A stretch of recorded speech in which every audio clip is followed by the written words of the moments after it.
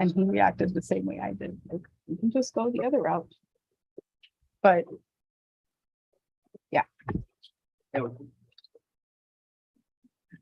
depends how strong of a message.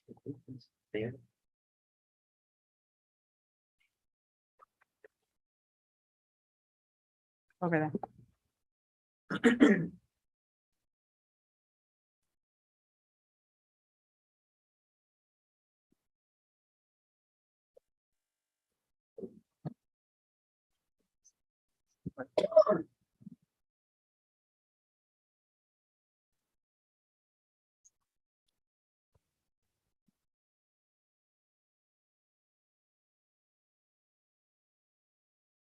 Hey, welcome everybody.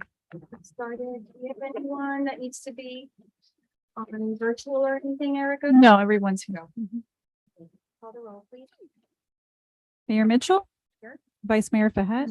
Here. Councilman Best. Present. Councilwoman Bravo. Here. Councilman Vasquez. Here. There is a quorum present. Okay, thank you. Everyone stand please for the invocation by Councilman Vasquez.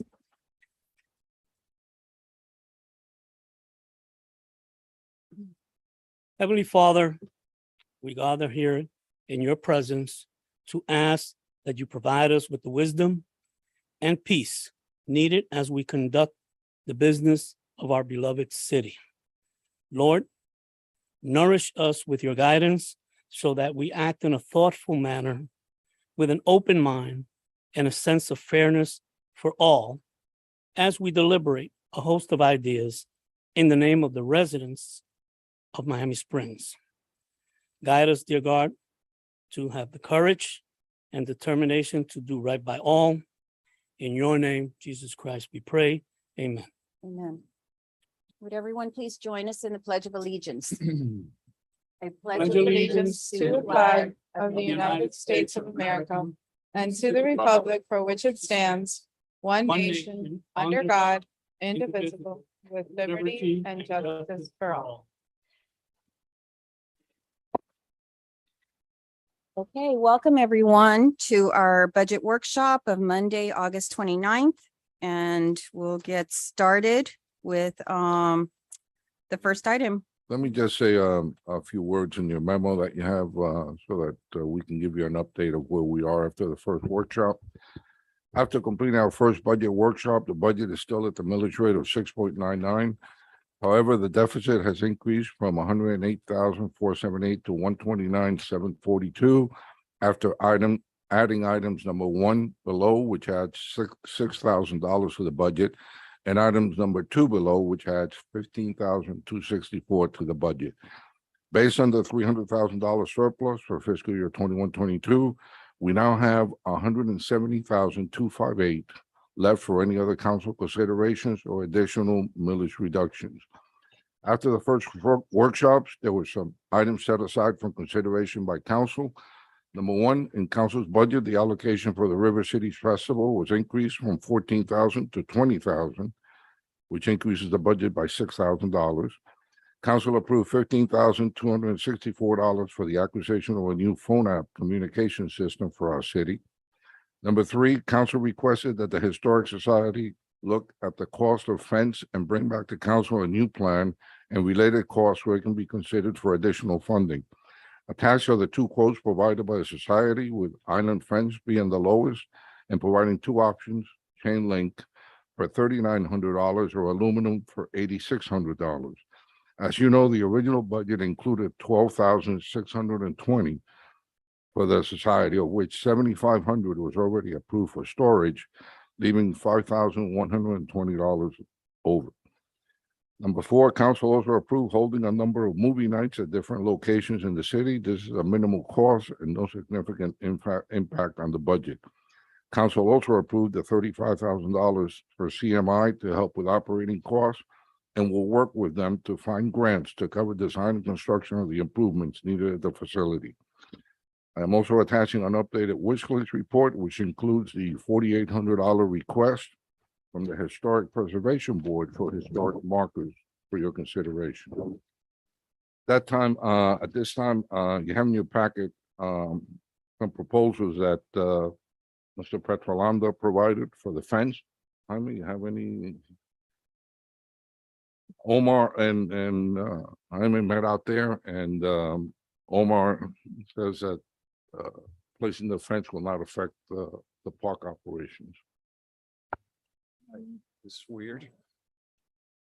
I hope one of those movie nights is at the museum, by the way. It's a great idea. Thank you. I'm here to answer any questions. You have two proposals.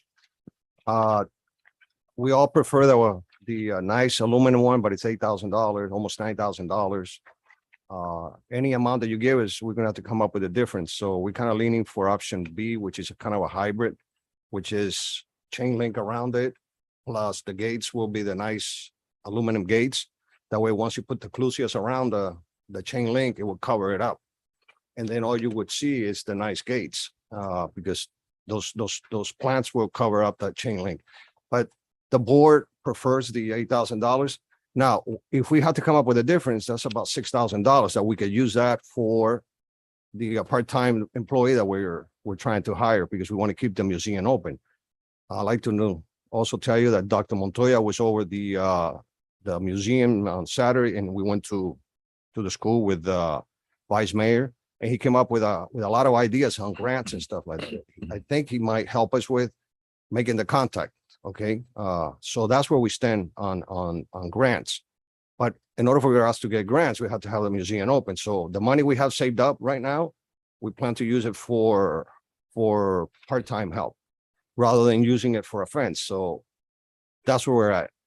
So basically you have really three proposals. proposals. One is 3,900 for old chain All link, chain link the 8,600 for aluminum, and then you have a third one, which is 5,200, was a which hybrid, is a hybrid of chain link and right? aluminum. Absolutely. Okay, but this 51 that you have left over, That will cover the $5,200 option. okay, and the Yeah. difference would be if we go with a higher option, we would You'd have money for. like the employ- 8,000. for a It would be part-time. 86. We would have to add 3,400 to the budget. Because if we have to come up with that money, then you know how much help we can get with that kind of money. So it's really for a part-time employee. That's what we're saving the funds that we have saved up with fundraisers and everything we've been doing. And we plan to do is to hire that part-time that's going to allow us to open up the museum 34 hours a week. So hopefully we can get grants next year. Now, Dr. Montoya did promise that he was going to help us out with New World, the college, not the high school, helping us get volunteers. So he made a lot of promises. I think they're good ideas, but we need to have the museum open 34 hours a day for 1 year. But it would count even if they were unpaid. Like you just Yes, have to yeah, have as it long as we have the open. museum So open. if we work with that, and perhaps I know Councilman Vasquez had talked about at Miami-Dade, you know, Right. in your department But we and need stuff, one, if they can get interns that are getting credit for college Right. and you're not paying them, that would still count for Well, we that. need to, I think in our opinion is we need to have one person in charge who's getting paid, a part-timer is getting paid, that we can call a volunteer, you know how it works. If they can't come, you really can't require them to come. But if you're paying someone, you treat an employee different than you would a volunteer. So we need somebody there part-time heading up all the volunteers. So you would want it to be staffed with 2 people at No, any no, just, time? well, one paid and the other one volunteers. But Yes, then they would both be there at the same time. yes. We're doing a lot of different things. We have to categorize all the stuff that we've been getting. This weekend, we had some folks show up and give us stuff. This is every Saturday. People come in and it's just give us stuff and we just putting it in a closet because we I don't have know, anybody to Like right now, categorize. I'll just throw out my thought on this first, is I don't see a big difference between the chain link fence and cost wise. I mean, we're talking about, yes, I know it's a few $1,000s, but ultimately, you know, I think the city has had this tendency way too often to do the minimal. And it doesn't cost that much more to make it a little nicer. And I keep saying the senior center is an example of that, of spending a little more and making it a little bigger, the rooms a little nicer and stuff. And you get so much more value for, you know, the long term for our residents. To me, that's a beautiful building. It's got, you've made it a beautiful building. Obviously, it was just I don't know, Shed a before. shed, and you've made it into a beautiful building. The thought of putting a chain link fence around it, I mean, aren't we not even allowing chain link fences in the front of houses now, in the front yards, Mhm. right? Why would we, you know, put a chain link fence there on something that you're making attractive to sit out there. You've talked about using the back patio. So personally, to me, I can't see, I think it's worthwhile regardless. And I know you're looking at saving the money for, making sure you can staff it, but I think those are two different things that can both be accomplished with the assistance that you're getting of putting as much of an intern, even if it's not a full-time person constantly there, that there's an intern, that is getting credit for, obviously they need to have some skin in the game and they're getting value for it. So they're getting college credit for their time. But that there's someone that they can call that's responsible for it, perhaps, I don't know. I see those as two different things. Right. I mean, I'm thinking the aluminum white one would be great. We wouldn't even cover it up, but we will not plant anything. right, to it was cover up. just, It it gives the cache, view of, I cache to the building, but it's also almost $9,000. but you're talking about, you've already got the 5,000. Well, we No. requested 3,100 for the fence. That's where we're at. Plus 2,000 for the container. Right, but that's a remember? container allocation. right. That's right. But it is $5,000 though. Right. Through the chair. Yes. Hi, May, if you don't mind me asking, what do you have in reserves right now?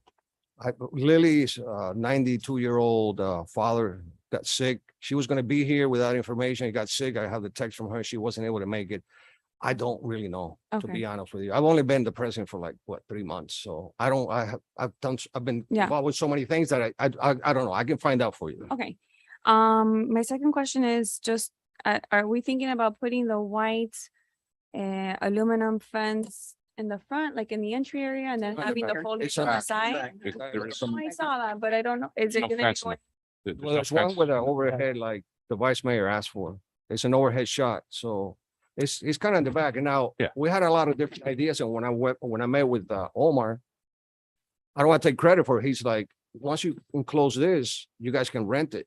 It's another fundraiser because you can rent it. You have the park right there. You have bathrooms and you can rent it. You're gonna rent it more if it's attractive too. The Exactly. chain link Mm. fence, It's an argument. I hear you. knocks it down a lot of, I think. I think depending on what you all find folks allocate us, will as a group, as a board, because this is not a decision I'm gonna make by myself. It's a board and we'll choose, whichever one makes more sense with the money that you all allocating us. So it's basically that. Through the Through the chair, chair.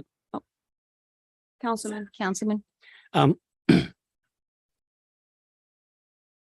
Mayor, I'm in support of your thoughts on this fence. I mean, I think it's tremendous difference. And, an aluminum fence to a chain link fence. So I'm in support of that. I really want to talk about the, what I think is the key issue for the Historical Society is the issue of staffing. And because it seems to me that going after grant dollars is important for support, and then you could expand staffing. But I think most folks are going to want to see some kind of staffing there, which means that you can open for the 34 hours. Right. I think that's key. It is. I think Dr. Montoya is a wonderful person, has many contacts. But I think you touched on this. You can't have volunteers somewhere where there isn't staff Right. to supervise them. In other words, I wouldn't be comfortable saying, well, send volunteers, but there's not an operational person there to supervise them. That would be a challenging thing for Miami-Dade College. So there has to be a way in which the museum has some secured staffing to qualify for some of the other things. Oh. It's a grant that we give them for 1 year or however, but I think it's going to enhance their potential. I asked you, Jamie, as the president, to respond to what I'm saying in terms of because I've heard you say this before, right? That having a part-time person there, having the museum open 34 hours puts it in a different It category does. in terms of funding options It does. moving forward. Yes. Am I correct in that? Yes, sir. Okay. And I think it does open the doors, at least in my perspective, to having volunteers, which then enhances the ability of the museum to do lots of other things, right? If you have, in addition to this part-time person, then a series of volunteers who could be there 8 hours a week or 5 hours a week or 10 hours a week, whatever it is, coming from Miami-Dade College or any other institution that might be interested in what you're doing, to have that would enhance the possibilities of things that you can do, seems to me. Yes, sir. Yes, sir. So I kind of am in disagreement with the thought about the fencing. Like, to me, I feel like what you guys probably could use is privacy to be able to, you talked about like maybe doing some outdoor classes, hosting some people out there. Like the aluminum fence and the chain link fence offer no privacy. I think that if you go with the cheaper option of the chain link fence, you can plant some trees and you can make some, like, once you have that aluminum fence there, like you're already talking about, like, you're not going to plant, like, Yeah, we to don't want me, to cover it up. right. Want to cover it in I mean, $8,000 fence. Right. And but I mean, it's not going to, you're going to be right next to the sidewalk where everybody's walking and next to a loud playground. Like, I don't know that that's going to help you carve out a little area there where you could really like sit people down and do presentations about That's the point. about the museum and everything. So the way I'm looking at it is that if you go, like, we've already budgeted 12,620, which includes what you guys need for the storage, and that leaves you 5,120. If it were me, I wouldn't even go for the $5,200 hybrid one. I would go with the cheaper one and then use the money. Like, if we've already budgeted for you to have 5,120 that you could use for fencing, I think that that's the way to go. And a chain link fence, you could do privacy screening, which isn't expensive, and you could do what you talked about doing a little canopy, little lights. Like, I really feel like you could carve yourself an area there that would make you not need the whole container idea. You could really do something there where you could have people, you could host people. I feel like putting money into an aluminum fence, I just feel is, not to mention, it would be more money that we'd have to, would increase the budget. So to me, I feel like we should go with what we budgeted, which was the 12,620. That gives you 5,120 that you could either use towards a hybrid option, or you could decide to go with the $3,900 chain link and then, invest that money in all the things that we know that you guys need to get going. I mean, you're spinning a lot of plates at the same time. There's a lot of things that you guys are working on.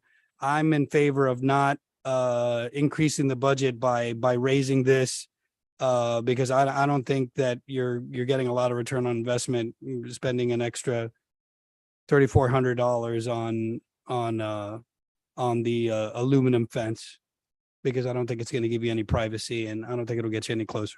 And you could probably use that, if you go with the cheaper option, you could use that money for some other things, like trying to staff the museum. That's just my thought on it. Sir, Councilman? A couple thoughts, Mayor.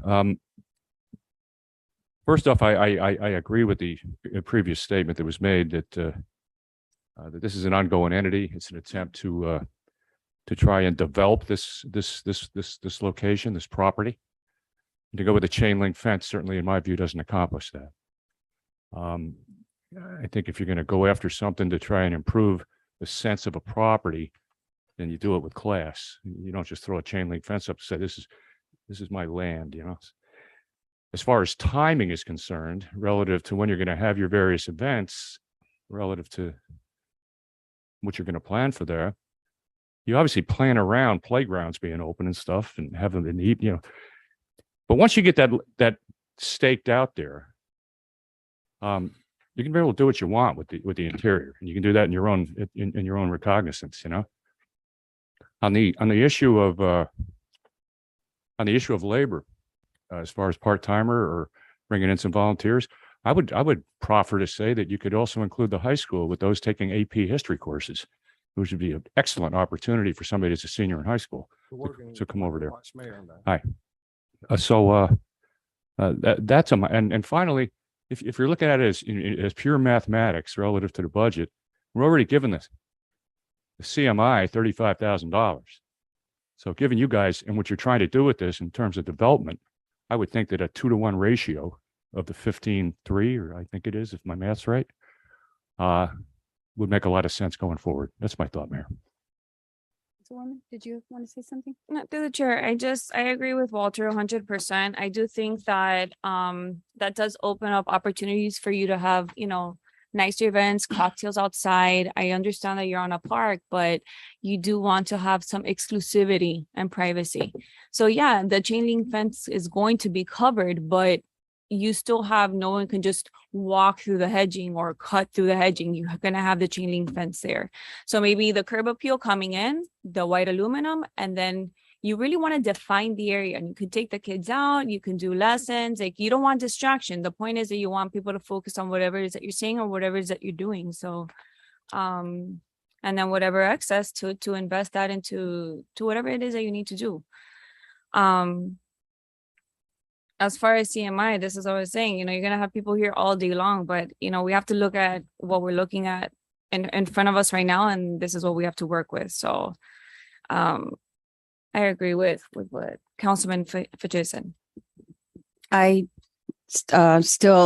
disagree with the chain link fence. I think a chain link fence, there's just no reason to put in a chain link fence unless you're really just putting it out of the way. It connotes that idea of you're worried about security, that there's someone coming in, whereas now I have no problem with just the, if you're going to plant a hedge, Right. that's fine. But the hedges, if you look around Miami Springs, the hedge may take, it may not. Areas may take, they may not. And if we're going to spend the money planting a hedge, you're going to wind up spending the same money as the aluminum fence. Also, to me personally, I think the view of that openness that you go out there, you've got a tiny little building. And I mean, it is tiny. And if you go out there and there's a tiny little yard, which once it's enclosed, it's going to be tiny no matter what. That's a good point. You lose that where you go out there and you see Miami Springs, you see the people out there, plus you have the people who are out there in the playground and different areas that are watching activities that are going in your historical society, which adds interest. What's going on there? Oh, I saw that they're having these kind of things, and I think you want that. You want that kind of attention. You want that kind of engagement of people that aren't necessarily, putting it on their GPS. I'm going to the museum. You want to attract the other ones because the ones that are already going there are going there. What you want is that. Plus, I think of as the senior center, how that whole senior center faces the playground. Faces the Let's Build It, and that patio in the back faces, and it's wonderful. It's open. You see activities going on of other things. One thing kind of just meshes, into the other one. So for this smaller space and for the enhancement in your building, I can't see putting a chain link fence there, and I can't see enclosing it. I think, I don't know that you want the privacy. I think what you want is that engagement of having people, the attention of not what goes on behind the hedge, but of seeing people, especially if you want to engage young people and the parents are walking around the, Stafford Park and stuff, and they see activities going on there. You want them to be interested and to find out what's going on. You all have great points. I'm glad I don't have to make the decision. But again, I think we all agree that the staffing is something different from the fencing. Right. Your decision for the fencing shouldn't be based on, a few extra dollars for the staffing, because Right. I think that that's something you need. I just don't understand. You're going to need 34 hours a week of staffing. That's what I'm. That's almost a full time. I mean, that's not No. part-time. That's, We're kind of trying to stagger it, but that, I think, last I heard, that was a requirement. I could be. but I mean, that's not a minimal part-time that we're talking about. We're talking about practically a, 29.5 hours. 29 and a half. Yeah. Okay, it's 30 Anything hours. over that, Right? okay, I thought, Yes, 30 or more, you got to It's- provide it's- Affordable Care Act. benefits and all. It's full-time. 30 hours still a Right. lot. 30 You would hours. have to provide them benefits. Okay. And- 30 hours at 15, a minimum $15 an so hour what is a kind of lot. budget do you need for that to hire part-time? William, what do you think? Because you have to pay all the other FICA and everything else when you hire part-time, correct? Mhm. So if you're paying $15 an hour for 30 hours a week, $450 a week, that's 50. over 20 something thousand a year, plus, plus the taxes.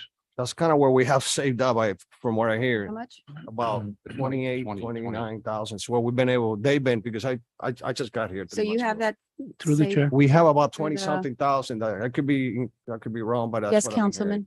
Councilman. No, I have a question now because now brings me back to my administration hat as a chairman of the department.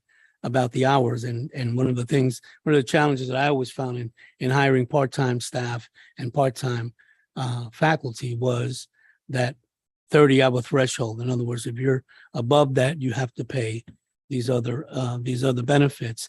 So I just wanted to ask you again, Jamie, I forgot where you said the 34 hours came from. That you the hours that you understand, you all understand is the minimum requirement For for grant writer. for grant from you got that from a grant writer. Okay, that's what I thought. I just want to be clear because there is a difference between paying 29 hours and paying 34 And I think hours the 4 hours, in Councilman, terms of other requirements. But are you saying that you're going to need the 29 would suffice or that you're going to oh, we're need gonna need 34? 34, but we could probably make that up with a part-timer. Okay. I mean, I'm Okay. sorry, with a volunteer. So, but I was told 34 hours. Oh, I see that. But we can make that up with the- volunteer the work. institution has to be open 34 hours In order to week qualify for. in order to grants. qualify for grants. It doesn't matter if it's a combination of Exactly. full-time and part-time. Now, the other thing I want to mention, Part-time and volunteers. the other one I want to mention is something that we're working on, thanks to Councilwoman Bravo, is the satellite that Ken is with the staff has been working at. It's almost there. They're going, not sure if we can use that also for their grant. So it's something we need to look because the senior center is open every day. So if we can use that, that's gonna, but I doubt it. Through the chair. I don't know what you're talking about. Where you suggested that we bring some of our artifacts to the senior center. Oh, Correct. to So we're working display, on- right, yeah, right, right, to yes. display. Satellite, Yes. that's the historical. Yeah, well, that's term. what we I'm call it. familiar with Yeah, just to follow up on that, I talked to Tammy Key and she thought it would be a great idea for the seniors. Mhm. So we're getting a display case that Ken was Okay. nice enough to show us some of the options. It's insignificant cost, so we're waiting to get that in, and then Ken has volunteered to put in displays and every so often change them around. That's I'm great. sorry, so yes, we're starting that up at the senior center. okay. Through And the even chair. at City Hall, if down the road. But there- we have there's one here. Opportunities, because I know you have, right, the hanging, but something else at City Right. Hall, like Absolutely. what we have and stuff is, it's part of our history. And again, we've talked about this before, but these volunteers in the Historical Society are our historians. We're not paying for a historian. I mean, we don't have a historian on staff. So, all of this money is, we talk about being a historical city and the importance, we're going to be celebrating our 100th year anniversary. And these amazing volunteers in the Historical Society have been keeping our history alive, but also keeping our artifacts. Right. Not that long ago, that was in their garages and in their homes and things. So, Now that I'm thinking the difference for you guys to keep in mind, I don't know, all of you do, we're all volunteers. We don't sell anything. In order for us to raise money, we have to fundraise it with volunteers. It's not like we can rent something. I hate to say it, but like the Curtis Mansion, you can rent that and you're making money. But the only way we get money is by fundraising it Mhm. with volunteers. So. but you're there's going a to be big able difference. to rent the museum. You're looking at renting it for events, right? For Hadn't you- fundraising in the back, for kid parties and stuff. Also the concession stand, we're kind of waiting on that. I think we can do that. And we have the big event on September 13th, which is another fund. Everything we do is fundraising. Because we don't have no other way of getting money other than the city. And again, I really hate doing this because I've been there and I know how it feels from that side. So that's why I'm working hard to try to get grants so we can start phasing the city out, because if it wasn't for you folks, and when I was sitting there, we wouldn't have what we have right now. But if it wasn't for you folks in the Historical Society, we wouldn't have history. Right. Miami Springs, It's we'd kinda say like we're team- 100 years old, but we'd have nothing to show for it. So It's a teamwork. we're very appreciative of that. teamwork. Okay. Yeah. What else No, do you need from I'm here us? for you. Any other questions? Yeah, Anything? no, I Do think we- through the chair. I'm going back to Councilwoman Bravo's question. If we had a better sense of how much you guys have, I'm just trying to think of where we can help and where we can match some things, but not having that information limits a little bit where. I'm thinking if you guys grant us the $12,000, we'll be short on the nice fence that the mayor and I'm hearing Bob and Councilman Victor Vasquez.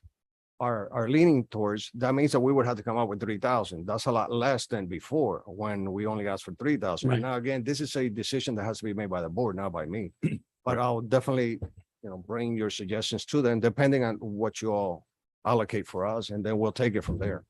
Through the chair. Yes, ma'am. I'm just concerned because I know you need 2 part-timers, which would typically just, I mean, based on what you said, you don't know for sure, but that would literally deplete your reserves. So I want to know if there's a plan of action where you're going to, Racing. right, but if it's going to be consistent enough to always be a step ahead of payroll. I hope so. And that's the plan. scary part, but I hear you. That's my concern too. yeah. What if, We're what- gonna have a finite amount right now. Once we start depleting it, because everything works. you haven't been We'll using- just switch to volunteers at that point if we Right. can't raise the money. and you haven't need been to have it using open the for 30 concession stand yet. Sorry? You haven't been using the concession stand yet, so that's possible. It's hard to tell, hit or miss, but it's possible that We have that 2 car might- shows planned too. That should be a good fundraiser. I was just told that, what is it? That the country club is gonna donate $500.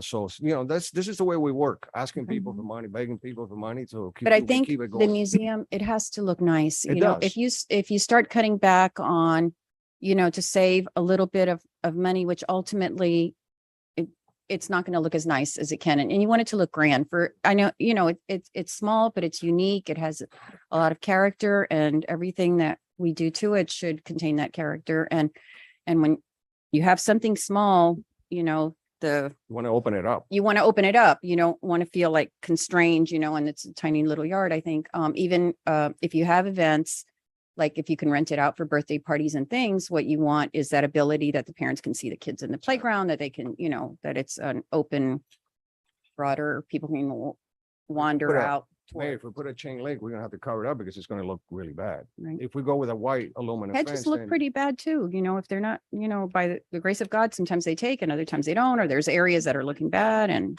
there's a lot of work, and there's a cost involved too, an operational cost of who's going to be out there right. cutting the hedge and maintaining it, which is a long-term operational cost of every 2 weeks or every month having somebody there. Mayor, So do we need, yes, sir. can I just, I think that you guys have convinced me on the white aluminum fence. Looking back, if it gives you the opportunity to be able to rent it out for people that are having parties using that playground, it might be better to have that so that kids could see. But I still don't think that we should go over. We've budgeted 12,620. That's 7,500 for storage. Leaves room of 5,120. I think we're also like giving them the ability to fundraise using the concession stands. A lot of different people, everybody loves the work that you guys are doing. Everybody's pitching in. I think that we should go with what we budgeted. It gives them 5,120 to be able to decide what their best course of action. They're doing a lot of different things at the same time. They're fundraising. They're trying to staff to be able to do seek grants. They're trying to cordon off an area that they could make their own. I think that we should go with what we budgeted for them, which gives them 5,120, and then they can make the decision to go with what they think is best. That's just my thought. Vice Mayor, your suggestion is that we go with 12,620?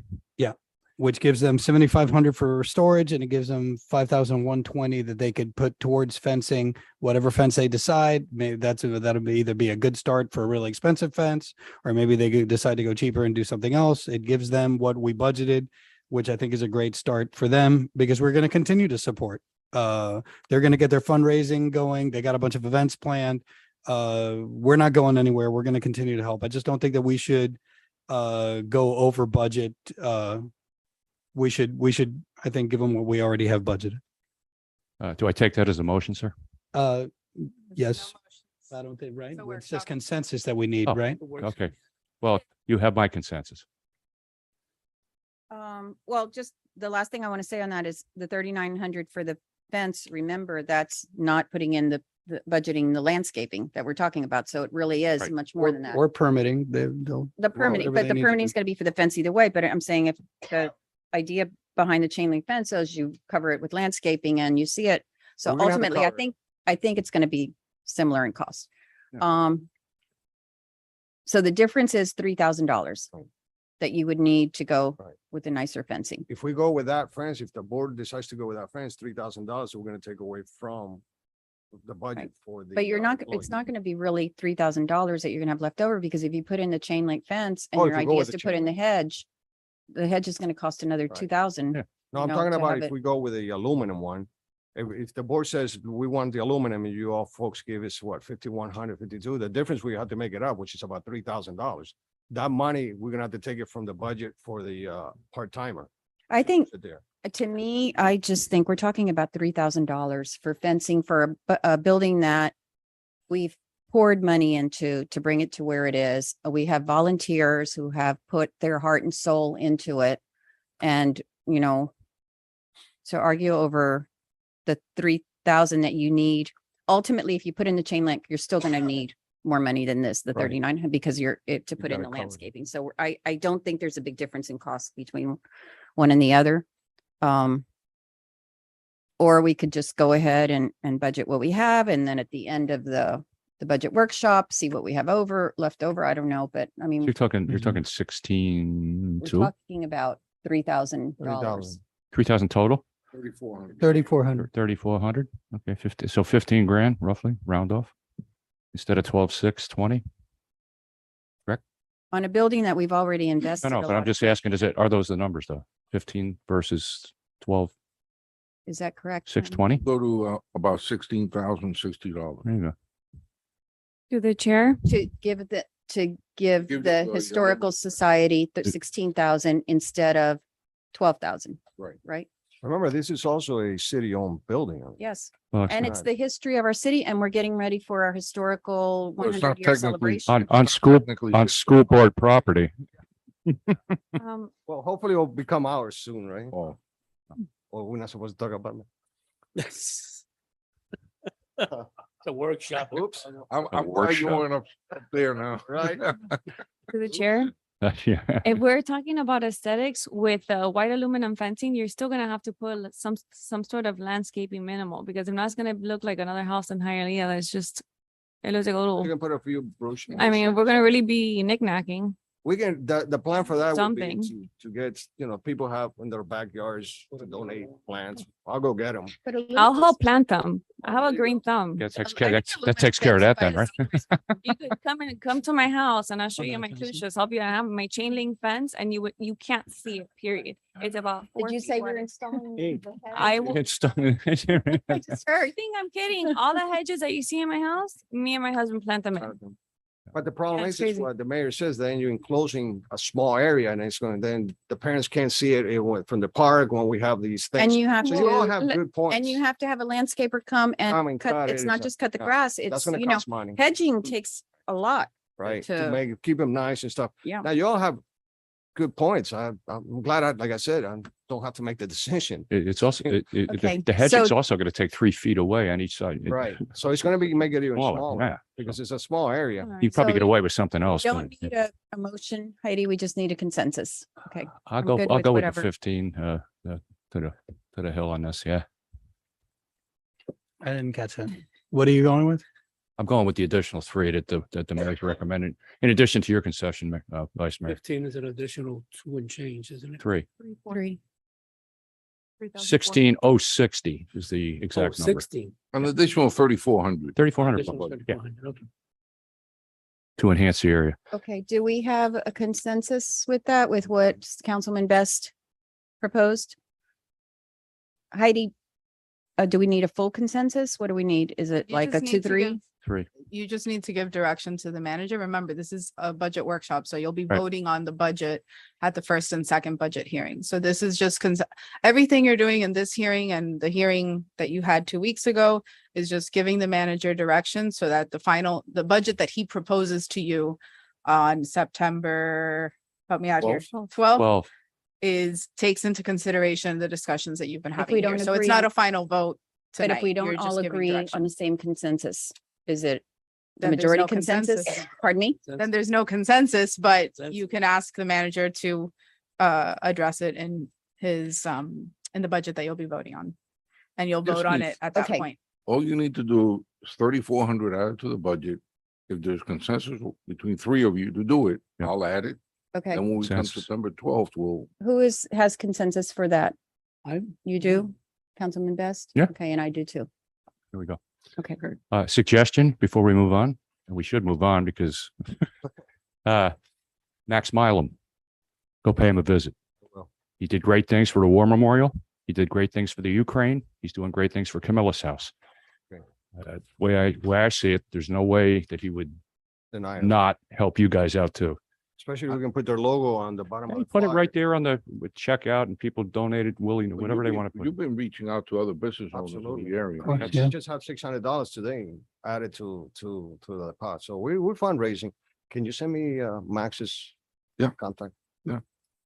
Thank you. Thank you, Jamie. Thank you. Thank And you. Jaime, Thanks, and I Jamie. mean, and I know you have put your heart and soul Time ever into since you've it. been Yeah, he president of has. this. I've never seen anyone work so hard for You're a hustling. short time. Good job. Yeah, for the I do Historical see that. Society. Been awesome. Hopefully you're not playing, It's, hopefully you're not playing hooky from school these days doing this stuff. All right. William, what next? Go to the departments now. Let's go to Human Resources on Yes. section 5.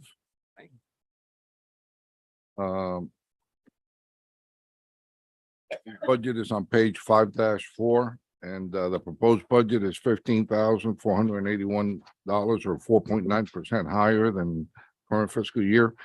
Main reason for that are the 4% COLA as well as the health insurance costs.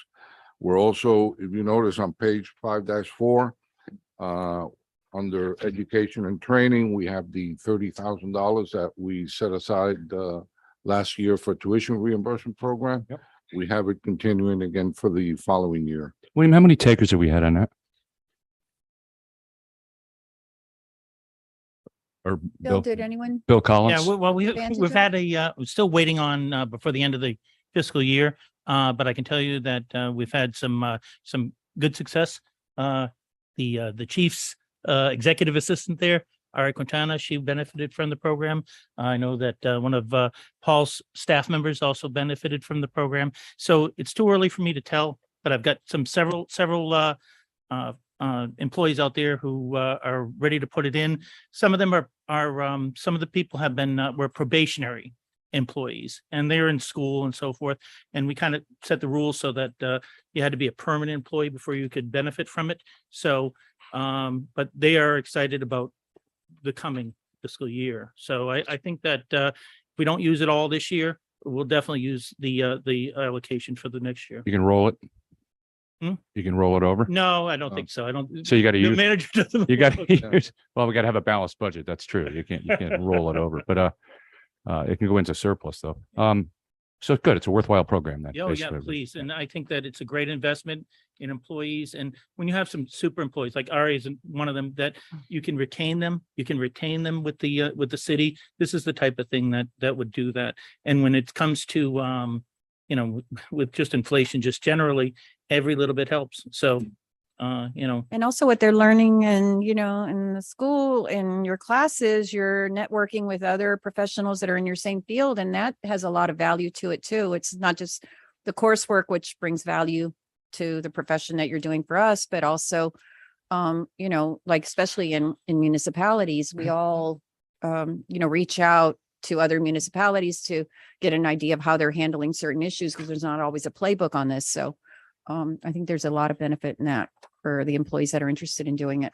but, Through the chair. everybody is very positive about it. And, I know they appreciate the council, putting that commitment there and investing in them. So. Councilman, And in addition to that, I think that employees participating in the program also talk to colleagues. And more people know about and learn about and maybe gives them some pause for thought and, something they would like to do. So I think that's a positive thing. I mean, when you were here last year, I thought it was Yeah. a great thing, the initiative and for us to support and to We continue to just had, support. one of our employees, terrific employee, just entered a master's program, but asked first, is that something that would be eligible for reimbursement? It is actually, I think, spurred, people to maybe go back to school. Exactly, So, exactly. Any other questions for Bill? the insurance keeps going up. Oh, my goodness. I've got to send out letters this week actually to our retirees and let them know that are, the ones that are still on our plan, that the insurance has gone up, but it's unavoidable. And a lot of it's Like about taxes. our usage. We have got some pretty high claims, from the city. So, the utilization is probably even bigger than the inflation aspect of it. Through the chair. Yes. I don't know if the city works different from corporate America, but I do know that many big companies that obviously have all of the benefits and insurance requirements, they require, I don't know if if the insurance company that we use requires that, but it's kind of like an annual self-assessment where you have to go online and then you have to answer a couple of questions to see if you're following by, somewhat healthy lifestyle. And I guess it would affect overall the premiums available to these companies. Right. And Does the absolutely. city do something? Absolutely. In fact, that's I don't know what they call it right now, but the Humana has a very aggressive wellness program that they, we've got employees that had, I don't know, to get some plates, so there, special things for dieting and things like that. I thought it was like a deal a meal thing, but there's some plate that has portions out that they've sent to the employees. No, but So- that's not what I'm talking about. I'm talking about they send you a reminder right before the premiums are going to renew or something like that. I'll get more information and I'll send it to William. It's a self-assessment. So every employee of the city would literally have to log in their own account and answer a couple of questions. And I don't know how it's affecting, I'm going to ask my husband, I don't know how that's affecting the businesses as a whole. And it helps them save money on premiums. Who do we use now for insurance? I haven't even, who does the city use for insurance right now? Humana. Humana. It might be like, I know Humana has some, I'm just guessing where they ask you, how often a week do you exercise and, Right. those kind of things and get an idea of Right. Have we, your commitment to trying to be fit, and that helps them maybe assess. But ultimately, I know it's what Bill said, it's the cost of, they're basing it on what we paid, what the costs were to insure us last year. do the chair one more question? I'm sorry, I didn't finish. Have we tried looking into other insurance companies for coverage? Or Oh. how long have we used Humana for? This is now, I think, what is this, our Going on second. second year? It So, changed We last did year it Yeah. last year. from United. United um, Health. United's increase last year was humongous. Ridiculous. So we got, and from what our benefits advisor told us, most of the rate increases he's seeing out there are double digits. And originally Humana came in at 18, yes, yes. and he was able to negotiate with them and all that and get it down to 9.5. But, we've seen, I mean, we don't get any names or anything like that, but we know that there's some very high claims within the city. And that's normal, by the way, to have, people who have very, serious conditions. Some of these are retirees as well. And we can see that, the insurance company is not really making money, at least not to the degree that people think they're making. And, and they're just optimistic that, maybe things are going to turn around. So, and the competitiveness, I do think that going to an RFP every, at least every 5 years is a very smart move, because it does make some movement. So if they went too high, then I know that the manager would pursue that. And I know year before last, I think, was that the year where the increase was in the double digits, Oh, yeah. and you really shopped around and eventually I think United went ahead and lowered their rates because you were shopping around. Right. I don't remember the details, but I used to think Okay. that, it was just a matter of, we just need a better negotiator, because why are they getting this and we're getting, we're getting this rate increase and people have the same Humana. All plans are different. Mhm. We have certain plans that were set up here, maybe, I don't know, 15 or more years ago. And when we market that, it's a unique plan. Nobody else has the plan that we have. We then ask these companies to come and bid on providing that plan. to our employees. We want to keep the plan and we're looking for somebody to provide it. That's really what it comes down to. So when you say, this went up this much, it really, there's so many other factors. And the other thing is that utilization. If you have these really high claims, that can make a huge difference. We had someone, when somebody has a organ transplant, one of our employees has an organ transplant or retiree, that can really throw things way off. So, we're in pretty good shape. We look at other cities and see what they're going through, and we're in pretty good shape. And our insurance plans are another way of retaining our employees and attracting employees. Our insurance plan is pretty good, and they. That's what I was going to appreciate it. ask you. How do our employees perceive our insurance plan? They're- That's one of the, I would say, we don't, sometimes don't always have the highest salaries, compared to some of the other municipalities, but people do appreciate that we offer good health insurance. And for an individual employee, I just met with one this afternoon, a new employee, and he didn't have enough money when he first started here. Excuse me. He didn't have enough money to go to work because he didn't have enough money for gas. So he has no money. We're paying him. We provide him at no cost to him his individual healthcare insurance. So it's our silver plan. It's not the best insurance. It's still pretty good, and it's something that for someone like him makes a huge difference in his life. So even though he's being paid, maybe relatively low, probably could make more money sometimes at McDonald's, not full time though, but a difference maker. Any other questions for Bill? No. I just wanted to thank you, Bill. I know you're one man wonder of running our HR Yeah. department, and you're always there. It Well, seems like Yeah, well, I can tell you, After hours too. always after All the hours, time. and because there's a lot of work involved, and you manage to handle it, and you're always very pleasant about it. and I can tell you that I just love working here, and my colleagues, the executive team that works for the city. I can tell you there's no weak links, and I've seen other operations very closely, and there are no weak links here. Everybody here who runs the department is an expert and is someone that I would trust. If I had any choice in it, I would trust to run any department. So it's just a great place to work with very talented staff. So thank you. You do a nice job with you, the Bill. city employees, Bill. William. Okay, next we go to section 17, golf. Paul and Lori are here. Their budget starts on page 17-3. -4 is the pro shop, and -7 is the maintenance.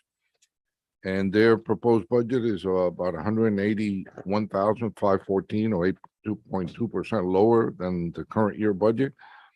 As you know, the golf course will be closed for renovation during April through September of next year. This closure will result in a loss of about $454,000, which will be funded as part of the banknote that the city will acquire to fund the project. You can see we're still, I think we're still on target for April. And Paul and Lori are here. If you have any questions of them. You get our valves? Do what? Did we get our valves that were tied up in the supply chain? We're still working on it. I think that's part of the question.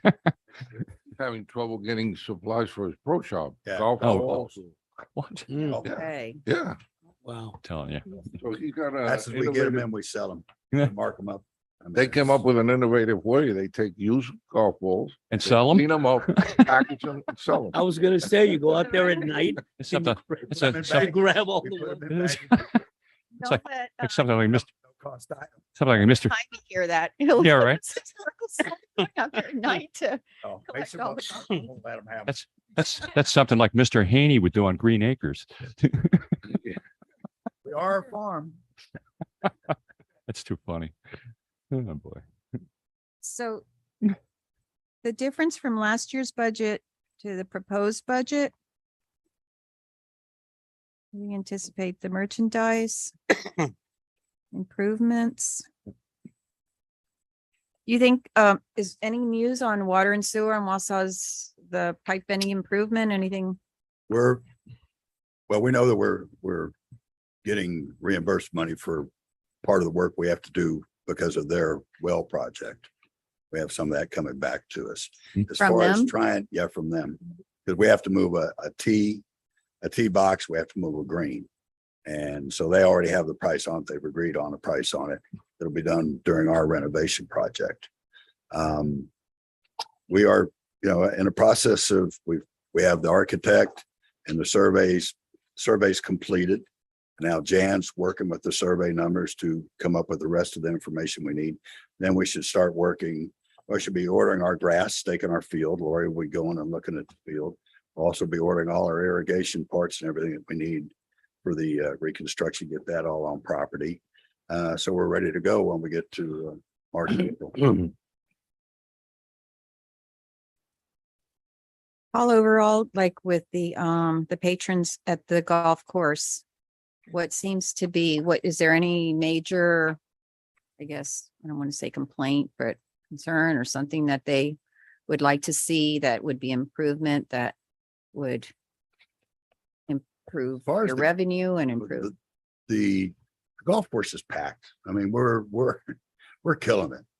And we are full every Friday, every Saturday, and every Sunday. The week before, we're sold out, we're sold out, we're sold out. Some weeks we have Wednesdays to sell out. Now, when we come into season, it's 7 days a week. That's just the reality of it. Thank God.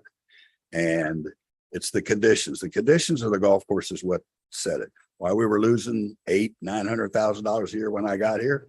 Because of the conditions. Nobody would come here. You guys all know that. It was a goat ranch. And people aren't going to pay any money. That's right. Now, we're averaging very, very good money in the marketplace. We're in the top group of what we charge. And it's a fair price for a public, well-conditioned public golf course. And as we redo this golf course, first of all, it's buying you another 25, 30 years of good conditions, provided you maintain it.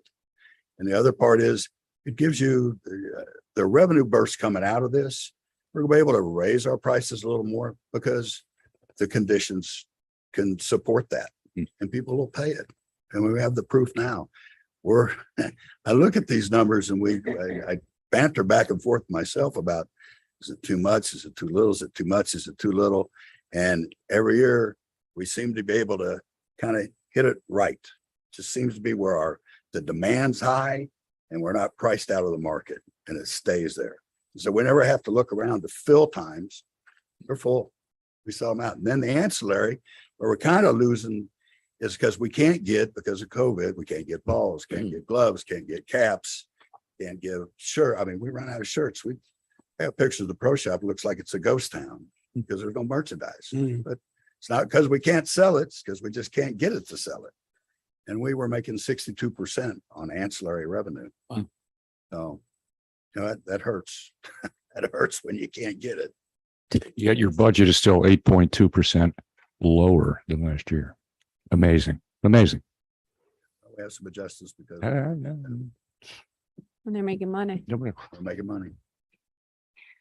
But is there anything that you have thought of long-term that we should start thinking of? And I don't mean necessarily for this budget, that would improve the revenues even more. Some other, I know we have to spend this, which is going to be extremely painful, the 3 million to redo it. And that's no way around it, just to keep it at the level that we are.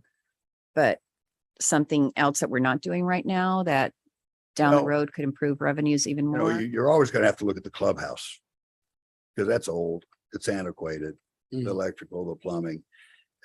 But as I said to you earlier, in earlier meetings we had, the whole premise is the golf course. That's why it's there. That's why the ancillary buildings are there. The city, this is the crown jewel of the city. Golf course will be 100 years old next year. So there's your first 100-year birthday. Be 1923. Next year, it's 100 years old. Wow. So you're going to open up the golf course on the 100-year anniversary Perfect. with a total brand new golf course. Same old design, classic. People love it because you can't find them anymore. Classic tree line, beautiful. Play them down the hallways. Gorgeous. Can't get that. You got it. You guys just through time have got it. And you were smart enough to purchase this golf course, which is invaluable these days. Invaluable. The green space, the people that walk around that golf course. I see it every day. It's amazing how the residents love that golf course, especially when it looks good. And now we're making money, so we're paying our own way. Mhm. And it's, it's your jewel. That's your country club. The clubhouse needs a little work on it too. Yeah. You're gonna have a great golf course, and then it's an ancillary building, but depends on what you want to do with it. You know, Paul, what's interesting is that we're paying more to renovate the course than we did to buy it. Yes, you did. That's amazing. I guess that's called a good investment, maybe. Return. But the value Good of that ROI. golf course. Yeah. And I don't play golf, but I know I've said this before. People that do play golf are always telling me when we speak of Miami Springs, they go, "Oh my gosh, your golf course is so good now." It's, and they love it. And it has a really great I guess recommendation. It when you mention Miami Springs Golf Course, and I know that wasn't the case 10 years ago, it was just something that you would take your child to if you wanted to teach them how to play golf. But the level of prestige among golfers is top notch. And I hear that from people from all over that, mention that. We take a lot I of mean, pride in it. they, And it's the people that are with me. There's a lot of pride there, and it's we like that. We went from 2.5 stars to now we're 4.5. That's awesome. And that's part of our history too, of, historical golf course. And it's again, something that we're keeping for forever and ever for the future. Are there any questions for Paul or Lori? Yeah, Paul, any plans for or need for growth or any needs that you see for with respect to the driving range? Well, part of the redesign is we're growing the driving range. We're going to Right. expand the driving range. We're going to give some different practice areas as well, but we're picking up more hitting area because drive by there on any night. It's full. It's full. Yep. And making 99% profit on that driving range.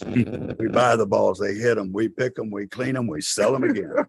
Nice. And we do it, and we do it, and we do it. And you're talking a 99% profit on. The circular business with a circular ball. Doesn't get any better than that. Oh, yeah, we're gonna create more hitting areas because more revenue. Nice. Not a lot of driving ranges where you could hit off the grass as well. So And that's, people drive all the way from South Dade. Yep. to Come hit off our driving. I believe it. They don't complain. I know shade structures are really important to me because, South Florida, and it's not just for comfort, it's because of, skin cancer that can start at such a young age. But we used to have a shade structure before. What happened to that? It was just in really bad condition and it was removed. It never ran. That was that was the first thing Paul removed when he got in here. It's just a Why? Because you don't have that was shade structures over, stroke during that. is it, you don't have, you don't have shade you don't play. Can't grow tin? grass in the shade. Grow grass. Paul, didn't you eventually get? A very simple process. And so people don't Give me complain, some, like, I can grow. You it's hired not something that would be desirable to provide shade No, for if the somebody driving wanted to range. build a teaching area, we've had people come to us because our golf course is in demand and want to build a structure, banner. I've had preliminary meetings with a couple of people, looking at the idea of maybe building a teaching center that has all the bells and the whistles, but not at our expense. Mhm. There is a need for it, but there's not a huge demand for it. Somebody wants to invest and do, and however that all works out, that's a possibility. It's not holding back the people using the Oh, driving no. range. by No, any means. just like I said, go out there. It's It's full. Fact, yeah. people are standing in line waiting. So we're good. Any other Besides that, we questions? sell sunscreen. Yeah, I think we sell sunscreen. That's a great answer. Oh, that's great. Yeah. Remember that receipt that came Those- through the manager back in the day when they removed that thing finally in No, the it 11th? was a long time Yeah, ago. Paul I just he hired a couple horses to move it out to way out at the end there, and it was out there for 6 months, right, before it went away. It was gone before I. That's Other than sadly, Torch couldn't take apart. The SPF shirts and hats until you get the other ones with Miami Springs, you can. Yeah. Those, I know, it's impossible to Products, get just anything. getting them in. It's scary when you go to the stores and you see these empty It's sad. shelves and. Oh. Um, I'm used to that. I had one other question regarding the closing it down for April and September. If Wausau, because this year, my understanding is we didn't do it this year because Wausau was still in the process. If we get to next year, April's not that far away anymore, and we're in the same situation. What is the thought? We wait for Wausau to finish or we go ahead and, No, I'll tell you. We needed a cart barn. I came and we had all the numbers. We went through everything. And so the council gave me $40,000 one year and said, they'll give me 40,000 the next year. Well, they gave me the 40, and the next year they gave me the other 40. The problem is that $80,000 bid we had became $120,000 expense. So it's the same process here. You can't stop. You're now down the road. You've already started the process with the architect. You've done the survey and you've got expenses out there. We're in the process. To pull the plug now, all the prices are going to go up. We have prices. no, I understand, but we held off because Wausau hadn't completed it. So if we're in the same situation perhaps we need to, to reach out and try to get this done, to get Wausau to go ahead and complete Yeah. this so we can move Well, forward we because like you said, the prices are going up and We begged, we Yeah. begged because we've told them, if we do our golf course, and we're going to do our golf course, and then you come in to finish your project, Yeah, whatever you have to pay you can fix to it. put yeah. it back to the way it was, you're gonna have to pay. And they agree. They just sit there and amazed. That's why the county has issues at times. They just sit there and nod their head and go, so they'll, "Okay," 'cause they'll it's bring it not back. their Oh, yeah. money. Okay, They That's don't in, see it. that's in the contract that, okay, good. Either way, good. Any other questions for Paula, Lori? No. Thank you, guys. Thank you, Thank you. guys. Thank you, guys. Y'all really do an amazing job at that golf course. We love it. It is a showcase for the city and I see it. Lori, nice work, by the way. We're still due for a golf cart ride, Paul. We're having. You okay? Heidi, stop working so hard. She's up next. She's freaking out. Oh,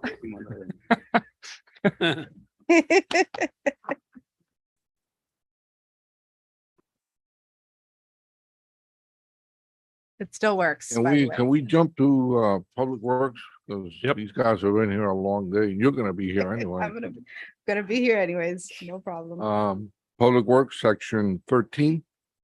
okay. And their budget starts on page 13-3. Let me just, the total public works budget for this year is $2,249,881, or about $560 lower than 21-22 budget. So their budget is basically about the same. The administration budget, which you'll get now on page 13-3, is $12,567, or 2% higher than 21-22. And that's basically because of the 4% COLA budgeted for this year. So let's start with 13-3. You have any questions on that one? That's the administration.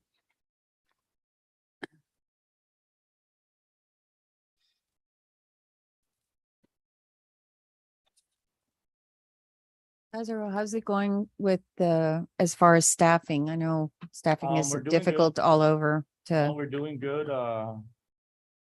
We were a little behind on public properties, but we're up to capacity now. one more. September. Yeah, we got one Okay, more great. hiree September 7th, and then we'll be full. And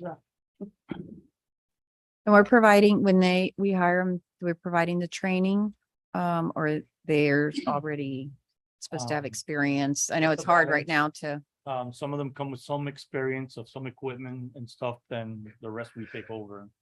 I mean, we got a good bunch of guys there that are willing to step up and help out.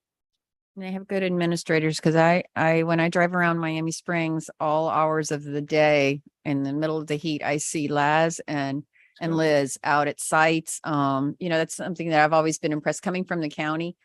I can't imagine seeing the public works director or his immediate staff out at sites doing part of the work. And I've seen that when Tom was here and Laz and just out there overseeing jobs and providing that kind of training when it's needed, or guidance, or direction, I guess, decision making at the facilities. And so thank you for that. It's The budget also includes $50,000 for citywide tree planting and $100,000 for continued citywide tree trimming. Through the chair. Yes, sir. I'd like to make a recommendation that we punch that $25,000 for tree trimming for this coming fiscal year from 50 to 75.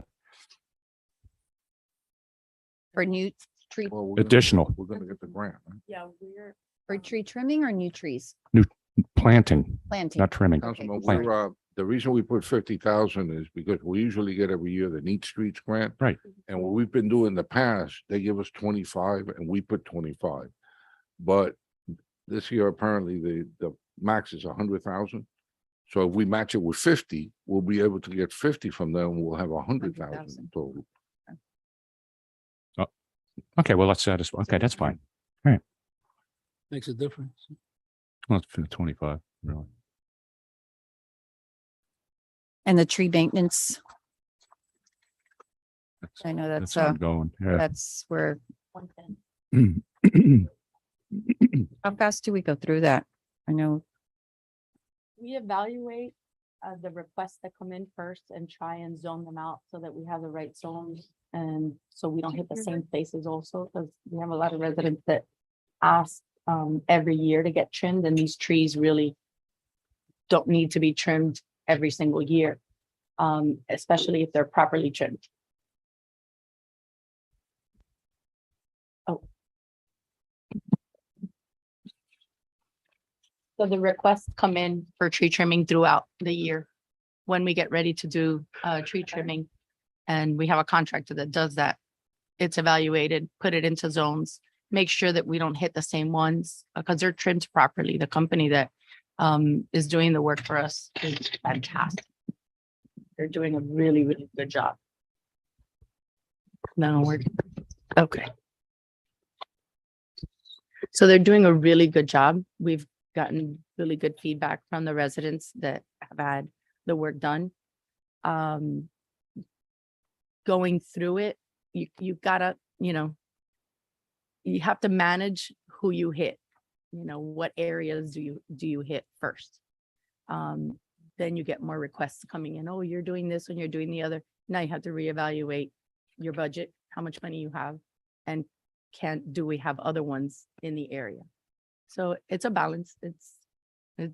It's a lot to kind of like manage the residents' requests with what we need to do for the canopy. We did good this year. We stretched it.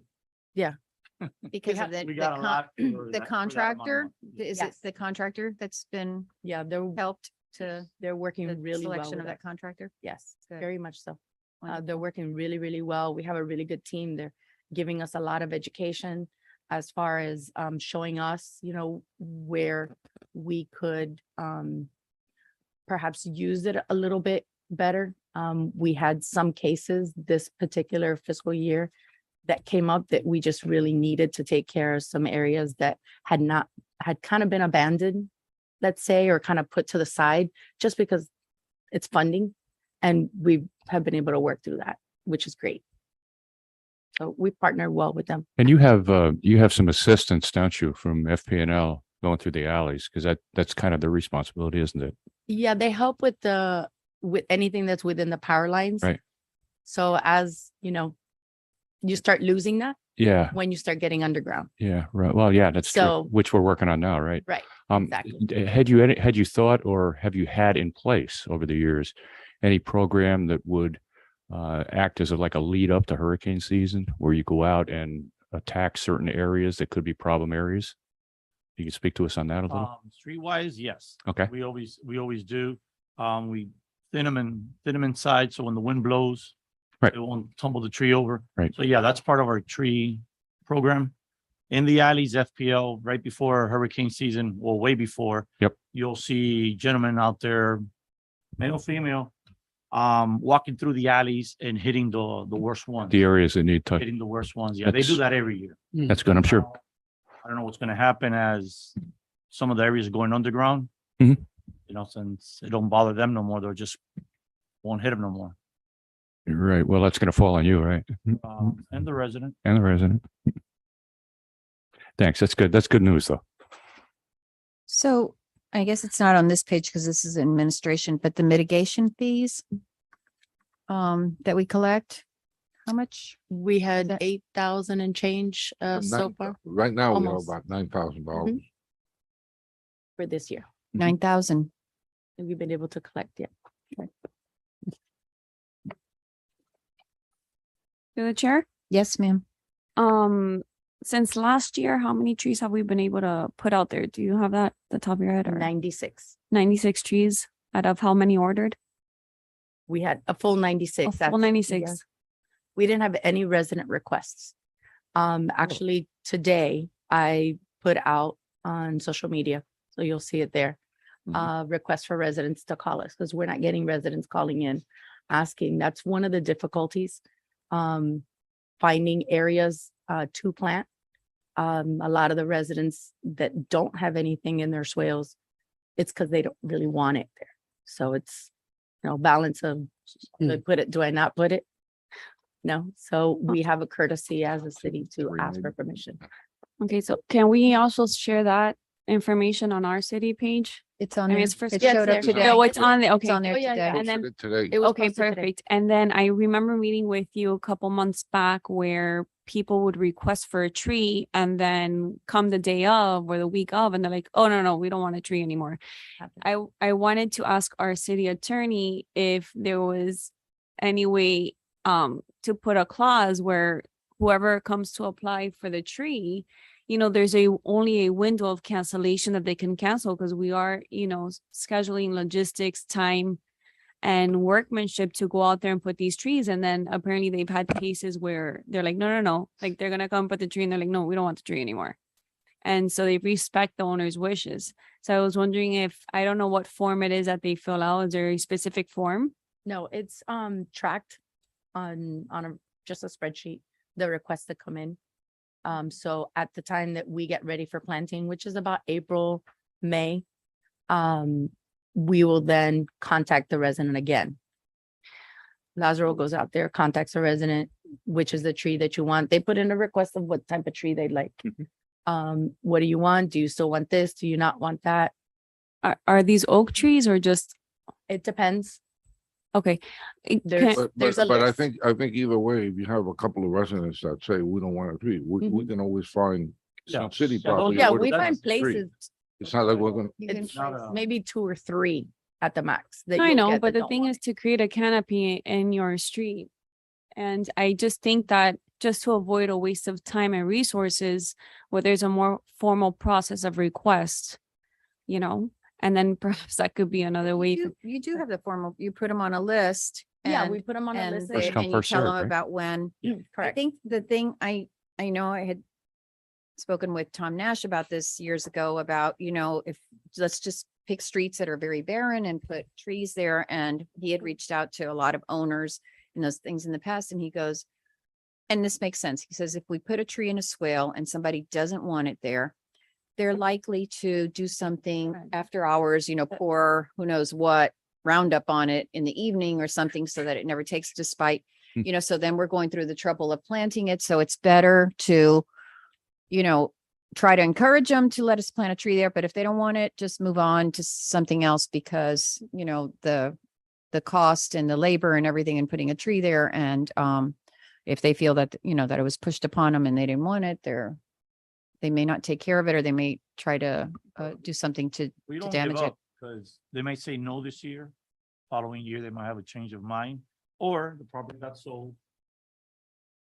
So it's something new, so, we don't give up just because we go to a resident, they say, oh, no, I don't want one.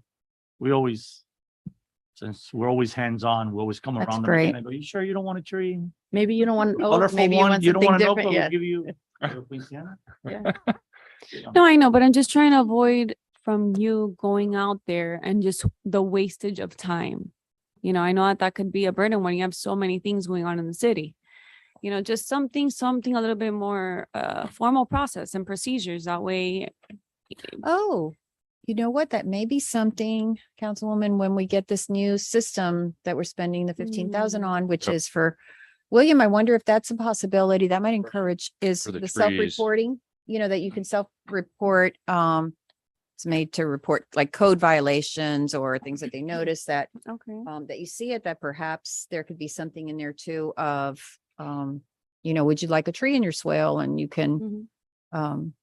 take a picture of where you'd like it and That's and part send of it it. to you. That's part of That it. can be That'd be done great. also, So that yeah. might be a way to encourage. Because you don't have to be So- going out there. I mean, as it is,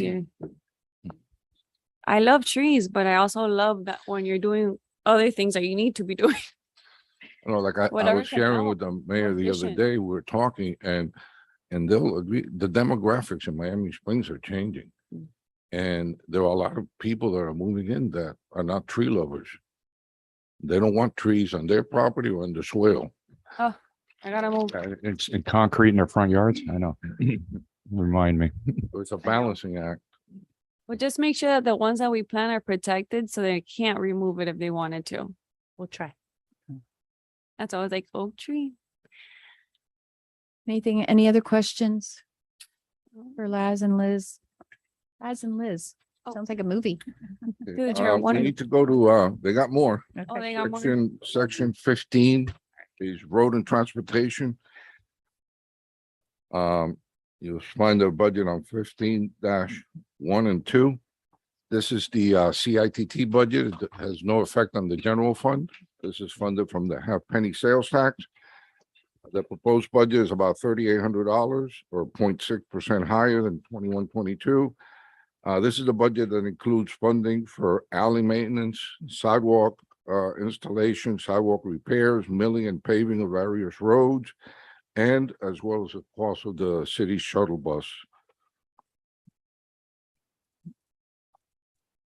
And that's on 15-2. The city bus was bought with these funds, The shuttle bus, the yes. shuttle bus. Mhm. It's relatively new, right? It's just a few years old or it's older? The shuttle? The LSF. This is LSF. So the VG Miami Springs shuttle. Right. How old is that? Oh, that's, Is that, Yeah, no, I couldn't tell you because Gotta we be. don't service it. So it's serviced through LSF. that'll be 10-15 years. I saw oh, I'm that. we've thinking had of the the short- senior, the one at the senior Had it for center, that the long. Rotary. We've had the shuttle. Yeah, so probably 10, 12 years old, yeah. Through the chair. Yes, sir. The only thing that stood out to me is less dollars assigned to contractual services. So I'm just trying to figure out what was Which one? We're trying. where are we? Contractual 15. services. 15,000 for No, contractual? I'm looking at the page Yeah, 15 that's- 2. Yeah, that's 15,000 on the contractual services. That's Right. for street From- sweeping, One more? Sweeping, sweeping. street street sweeping, sweeping. 16,000 less than last. It used to be higher, but I think that We went from 2 days to 1 day. one day. For street sweeping? Understood. And what is the scope of work for that? They do all the downtown district. All the main areas. Yeah, and the main avenues and the downtown area Westwood- around the circle. Westwood Drive. But what is it? Landscaping? No, street street sweeping. sweeping. Street sweeping. Sweeping. Yeah. Oh, I When get you're it. sleeping, they're out there They always come out 3, 4 in the morning. Yeah, right. on You never see Friday. them. You don't get a call from that guy on, what, Curtis Parkway? Garbage trucks. at Could Broadway. that be? I'll have to talk to you afterwards. Now that you're saying that they're coming out at 3 or 4 in the morning. That's their I time. think the only residential area that they do, Curtis? Very cool. is Morningside. Okay, they don't go down Curtis. No. No. No, right? never mind. It's kind of tough to do without a curb too, right? Yeah, Public that's why they sport come right off further. if Yeah, it the is. curb here, I mean, Yeah, yeah, yeah. since 7 in the morning, we got cars out here, our downtown area, so that's why they gotta come Sure. super early. You gotta put those signs like they do up north where you do. Oh, yeah. Alternate No. side parking. Alternate Remember- side of the street Or, parking or a time period, suspended. Yeah. you know, like downtown, like, 5 to 7 in the morning or something. yeah. That's usually with snowstorms though. when they have it. But I've always wondered. Plus, how they allow, they schedules. they allow double parking on the other side of the street, but that's. Can you Yeah, imagine? Laz, can you imagine? Imagine if you had plowing? Chief looking at me like, what? No, New York and especially New York, that alternate side parking, people Okay. double Oh, park. To the chair. Yes, ma'am. This is on a side note. I don't know, actually, I think I already took care of it with William. It was a tree for my abuelo. What do I What? need to do? For my What? grandfather's soil. Side issue. It's not- Yeah, all you gotta do is call us with Call. an address, name, number. Okay, perfect. And So there I is just a put in list a of- request. Okay, There is a list. perfect. I know you like oaks. but- A what? Oaks, I know you like oak trees. She likes Gumbo Jumbo There's a Limbo. big, Gumbo limbo or oak is Jumbo fine. Limbo. They grow faster. there's a. But big But okay, I'm selection- gonna go ahead and put in, Big selection of trees on the site. Where yeah, you- I'm gonna have my mom do the request for him because she's the Not one that's caretaking indigenous. for him right now. So I'll let her know that she needs to fill out some paperwork. Protected in the keys. Any other questions Snaps. for Liz and Lazaro? For this page, public transportation? No. Okay, Okay, let's go to section 19, the sanitation. Okay. The proposed budget is about $50,000 or 2% higher. Their budget includes a request for $25,000 for the purchase of a new pickup truck to replace the current unit, which has outlived its life. And you'll see their budget on 19-2. I think, again, this does not affect the general fund since this is paid for from sanitation fees. Just to give you a heads up on how the markets are doing. I know, was it a year ago they approved the new truck? Yep. We're still waiting for it. So this truck, luckily, they'll be lucky if they get it within the next budget year. I saw a new truck. You guys maybe wash them. No, do we pay for it in advance or we No, we haven't paid for it yet. No, wait for? no, we issued a PO, but we haven't, They got the money. And we're still, I mean, I'm still surprised that we get these trucks for 25,000 and all, but I guess it's because we're going through like the brow. well, the this is sheriff's- a Sheriff's thing. F-150, right? Yeah, this is a Ranger, This is a a pick- small, it's even smaller than It's a F A one pickup fifty. truck, The mini. an the mini one. F-150 But pickup still, truck. for nowadays, that seems, but I guess we're doing the community, Sheriff's bid. the sharing budget with the Broward sheriffs or And whatever. remember, these are base trucks. They don't have all the Oh. bells and whistles that the other ones have, so. Right.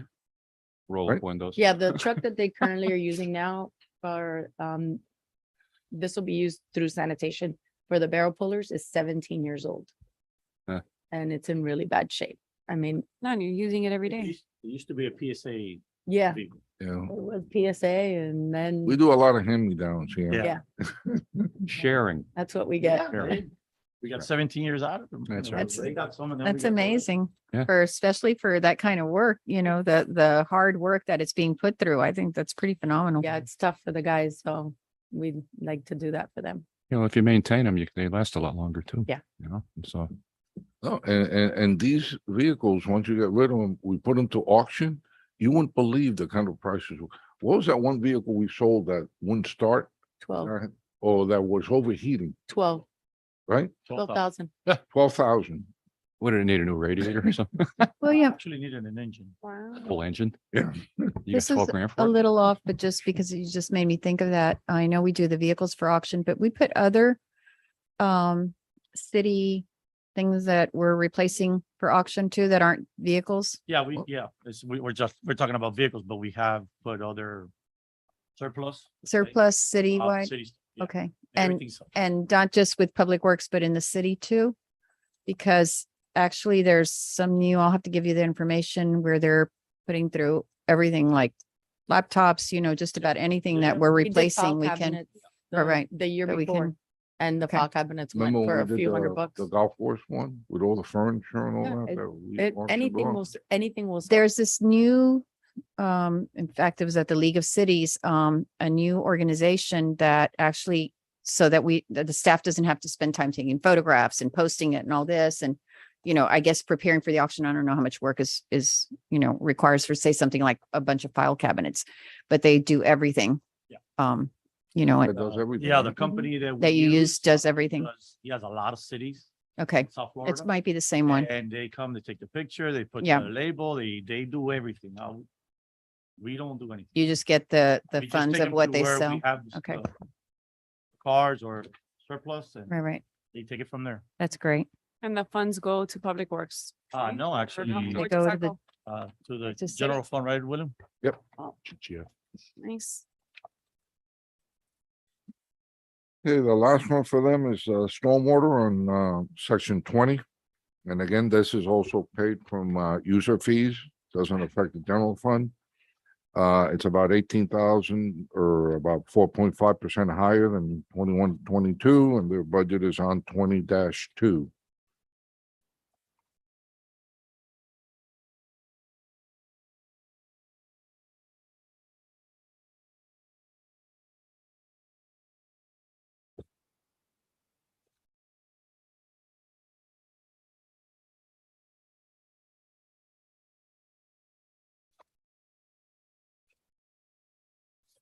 Any questions on that? Um, Through the chair. Yes, sir. So the increase in salary, is that COLA? Part of it.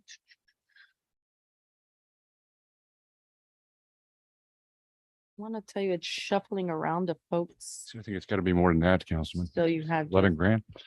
Uh, It doesn't, Yeah, Doesn't- it's shuffling of employees and then we have a place marker for another driver. So we're estimating more or less market value for that person that we'll be hiring. That's the only one vacancy we have left. And that's a CDL position, so it's a tough one to get today with those qualifications. thank you.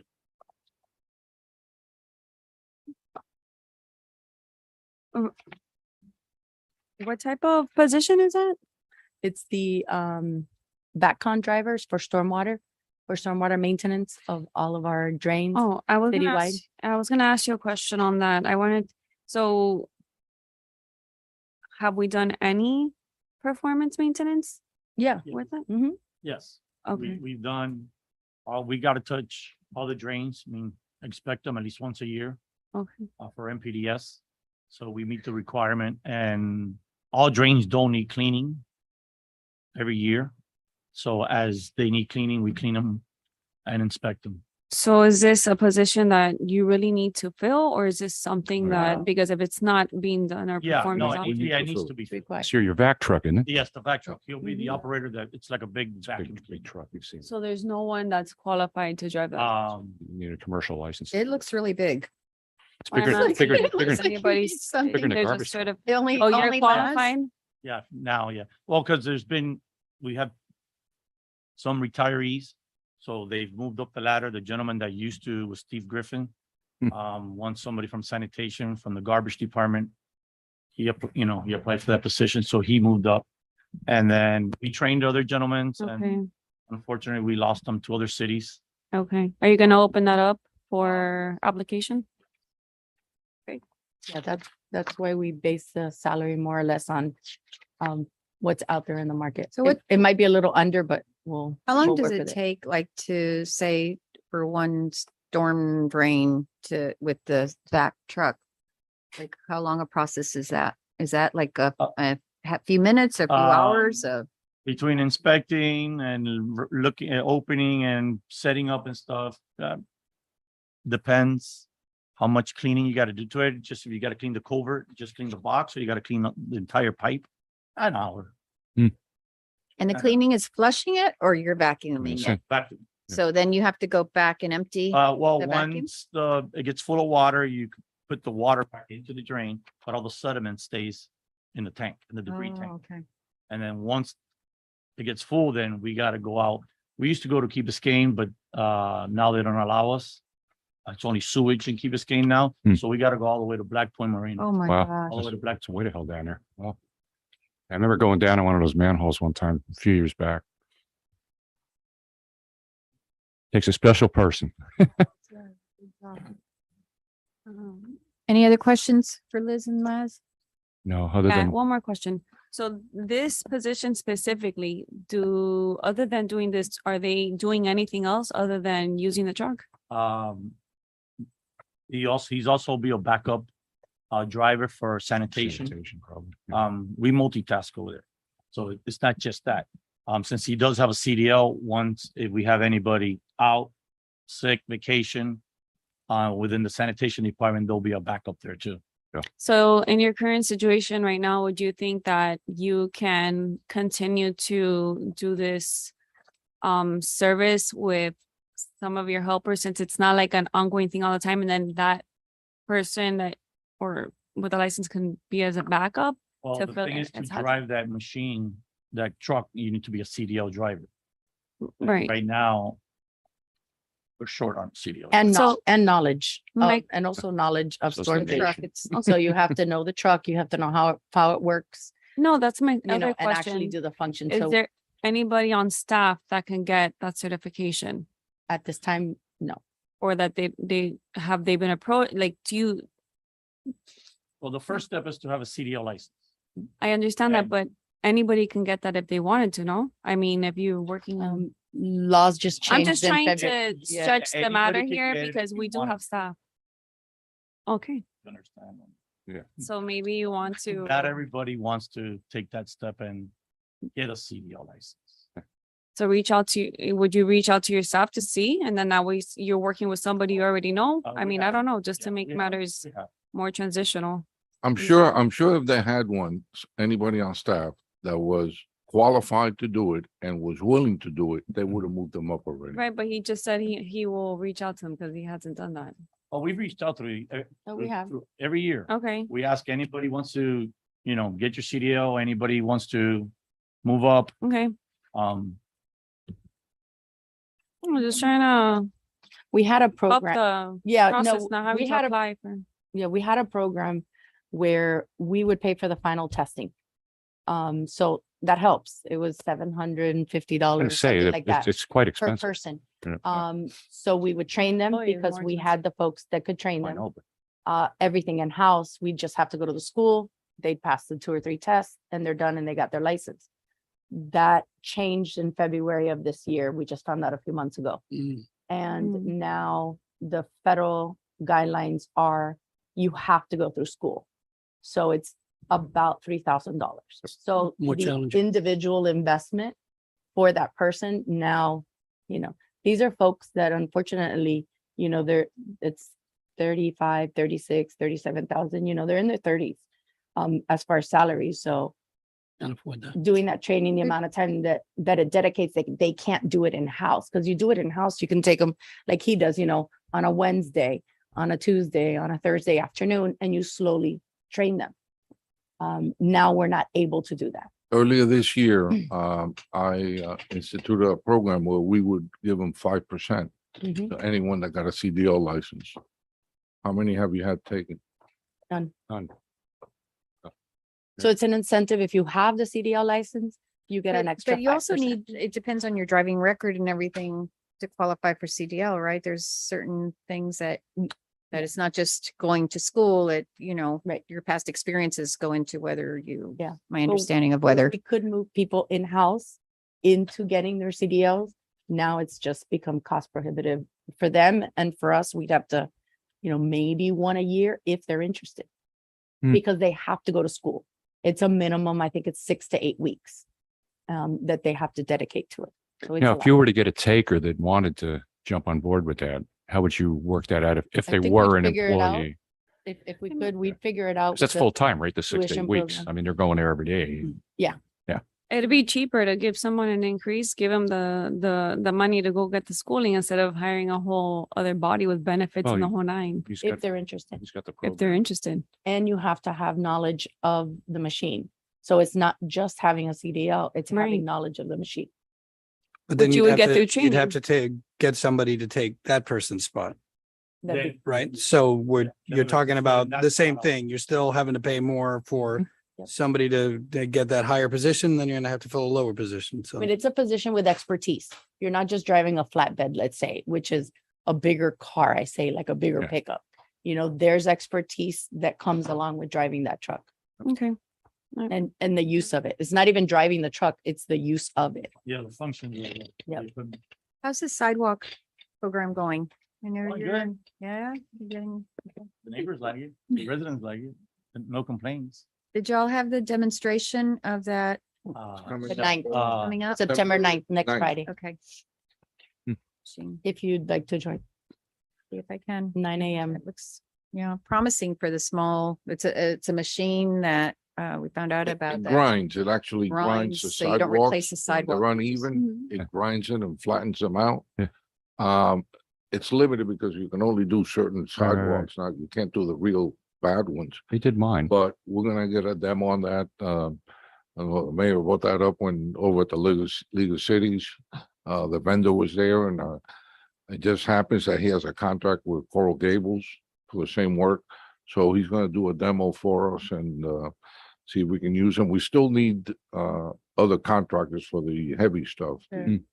But perhaps the smaller things, it seems to, if it works for us, it seems pretty relatively, cost effective and fast. Mm. So hopefully.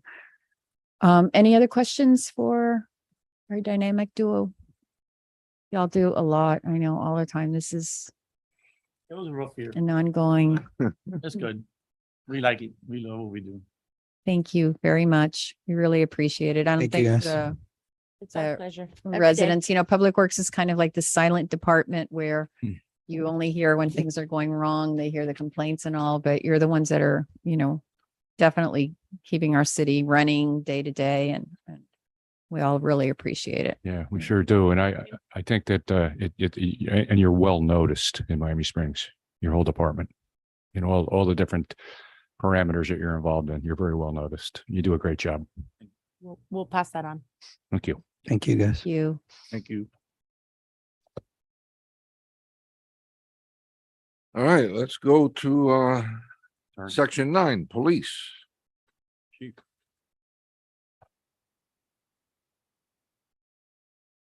Their budget is on 9-5. Let me just read some of the highlights. For fiscal year 22-23, the budget is about 383,782 or 4.8% increase from the prior year. The following are some of the key items, including the proposed budget, 3% pay raise in accordance to the FOP contract.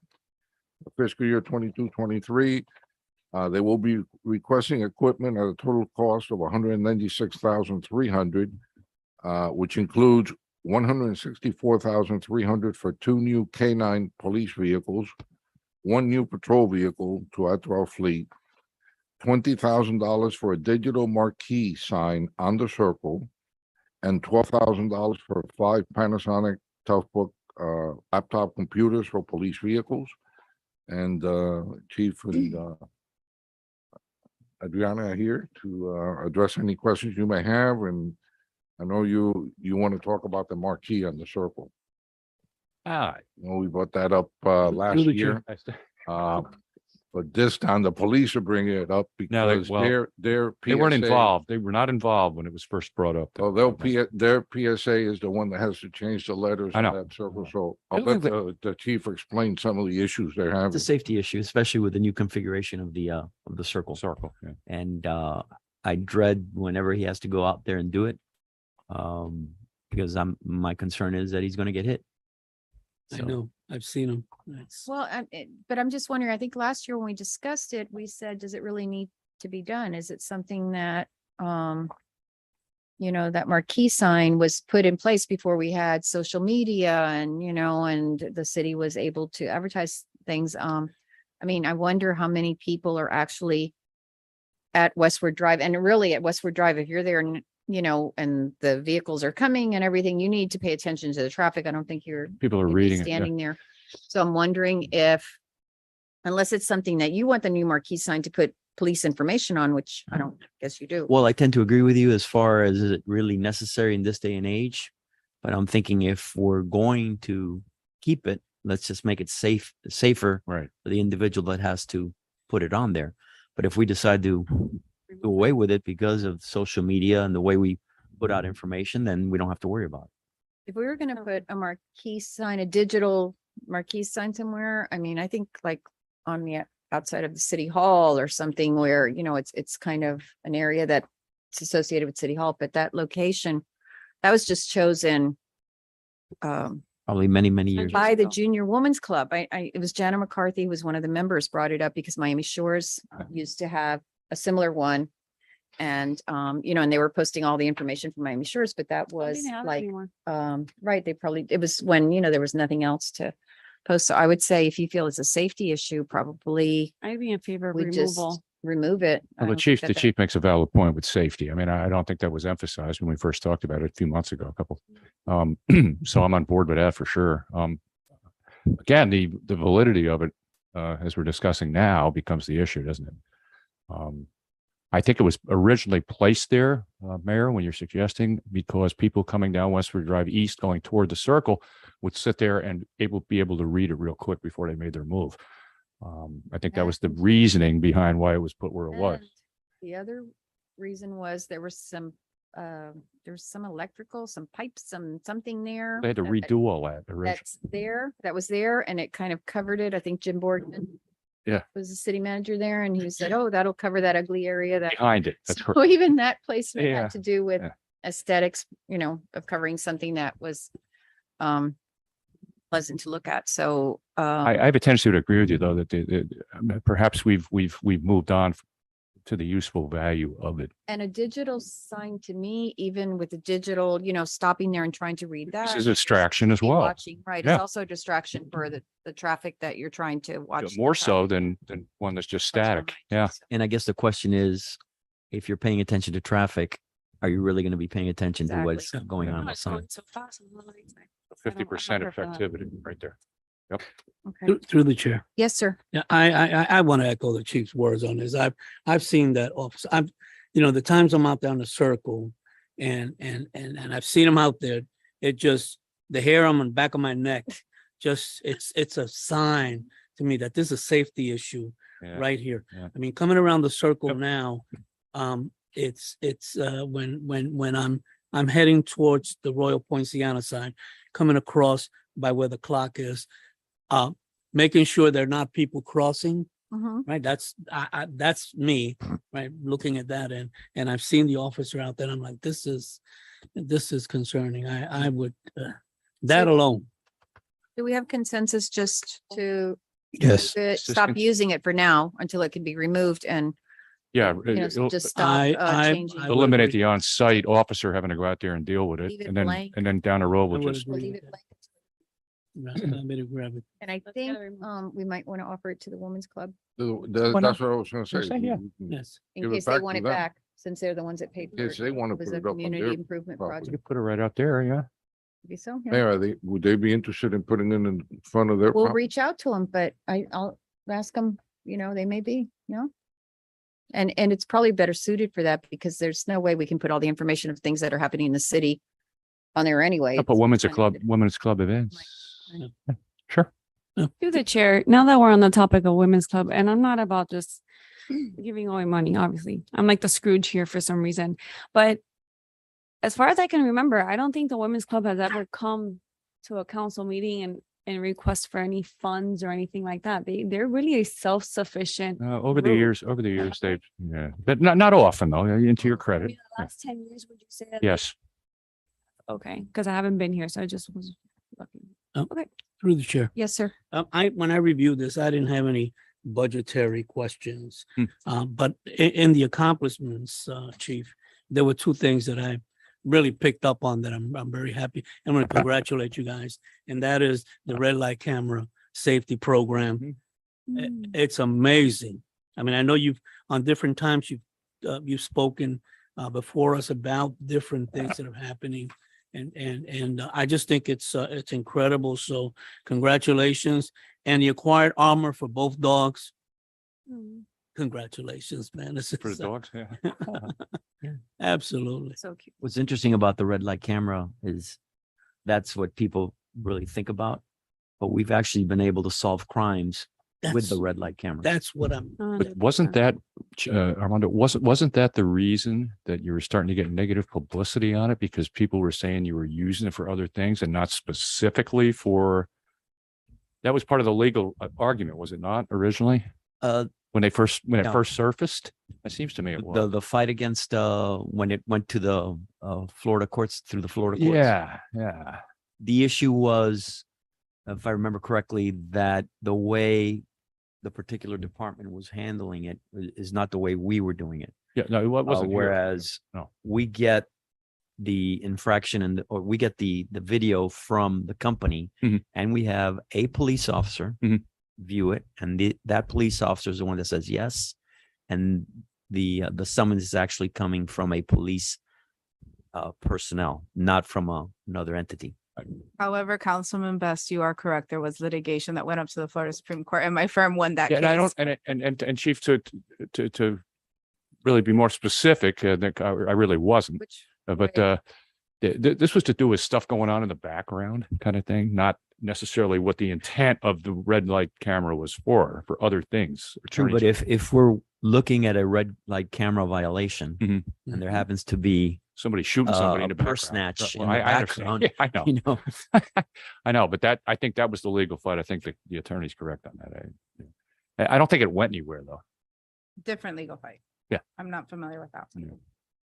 Chief, what about the license tag readers that we Yes. had, I think budgeted for 2 Mhm. extra last budget? Have they Well, been installed? we've actually, there's one that's going on Royal Point Sienna and East Drive. Hmm. Correct? And then there's Entrance from at Ludlam? Hialeah or from 36th Street? from Hialeah. Okay. And then there on Ludlam, we have in the works, when I say in the works, we're working through the permitting process, and with FPNL or on Ludlam Road, there's going to be 3. The Chief, they're needed there. Yes, Oh, yeah. I got, And you know that Ludlam, better there's than going to be 3? yes. Well, that's a long run. That's what, almost 3 miles, 2.5? before- At So each Ludlam, end, at each end, and I Westward? forget where, it might have been Westward. I don't remember exactly where the Mhm. third one's, going, but it's on Ludlam also. Cool. That would make sense. That's different from the red light cameras, right? Correct. We've got 4 red light cameras. We have 2 on Lejeune and 36, 5. We have 5. 1 on Curtis and 36. Yes. One there, one on like Lee Drive or something on Sheridan. 30 on Sheridan. Sheridan. Curtis Parkway. the license plate readers have helped with. Quite a with bit. That crimes helps solve of crime, right? this. And the new technology for the license plate readers is we can ask for certain information if we're looking for a red car with license tag or partial license tag, put that in and it'll, It goes Oh my out to, God. The license tag reader always read as the cars go out or just as they come into the city? right now, we've got them as they're coming into the city. And basically, it will be anything coming in, especially at the 4 points. We have one in the works, but we're waiting for the Point Sienna project for the median. Because we're going to, one of the ones that we have in the works is going to be on Point Sienna and Lejeune. It's what I call a force multiplier. Any other questions? No. Chief? And the last part of their budget is the LETF LETF. fund on section 10. Again, this is the fund that covers the CPO office.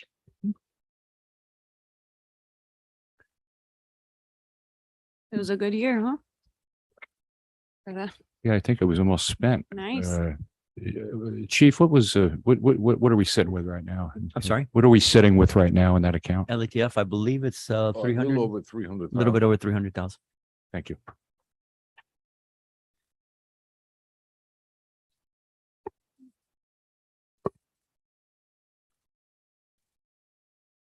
Chief, how do you see as far as with the staffing? I'm meaning to ask you, with the police staffing, I know you had mentioned that it's harder and harder to find officers that are going in, or I guess, people that are going into law enforcement to officers and And on top of that is we're competing with several, with all the agencies in South Florida.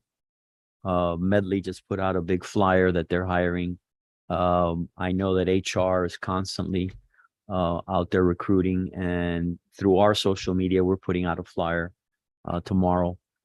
We currently have 2 folks in the police academy. One graduates in about 2 weeks, and the other one graduates about a month after that.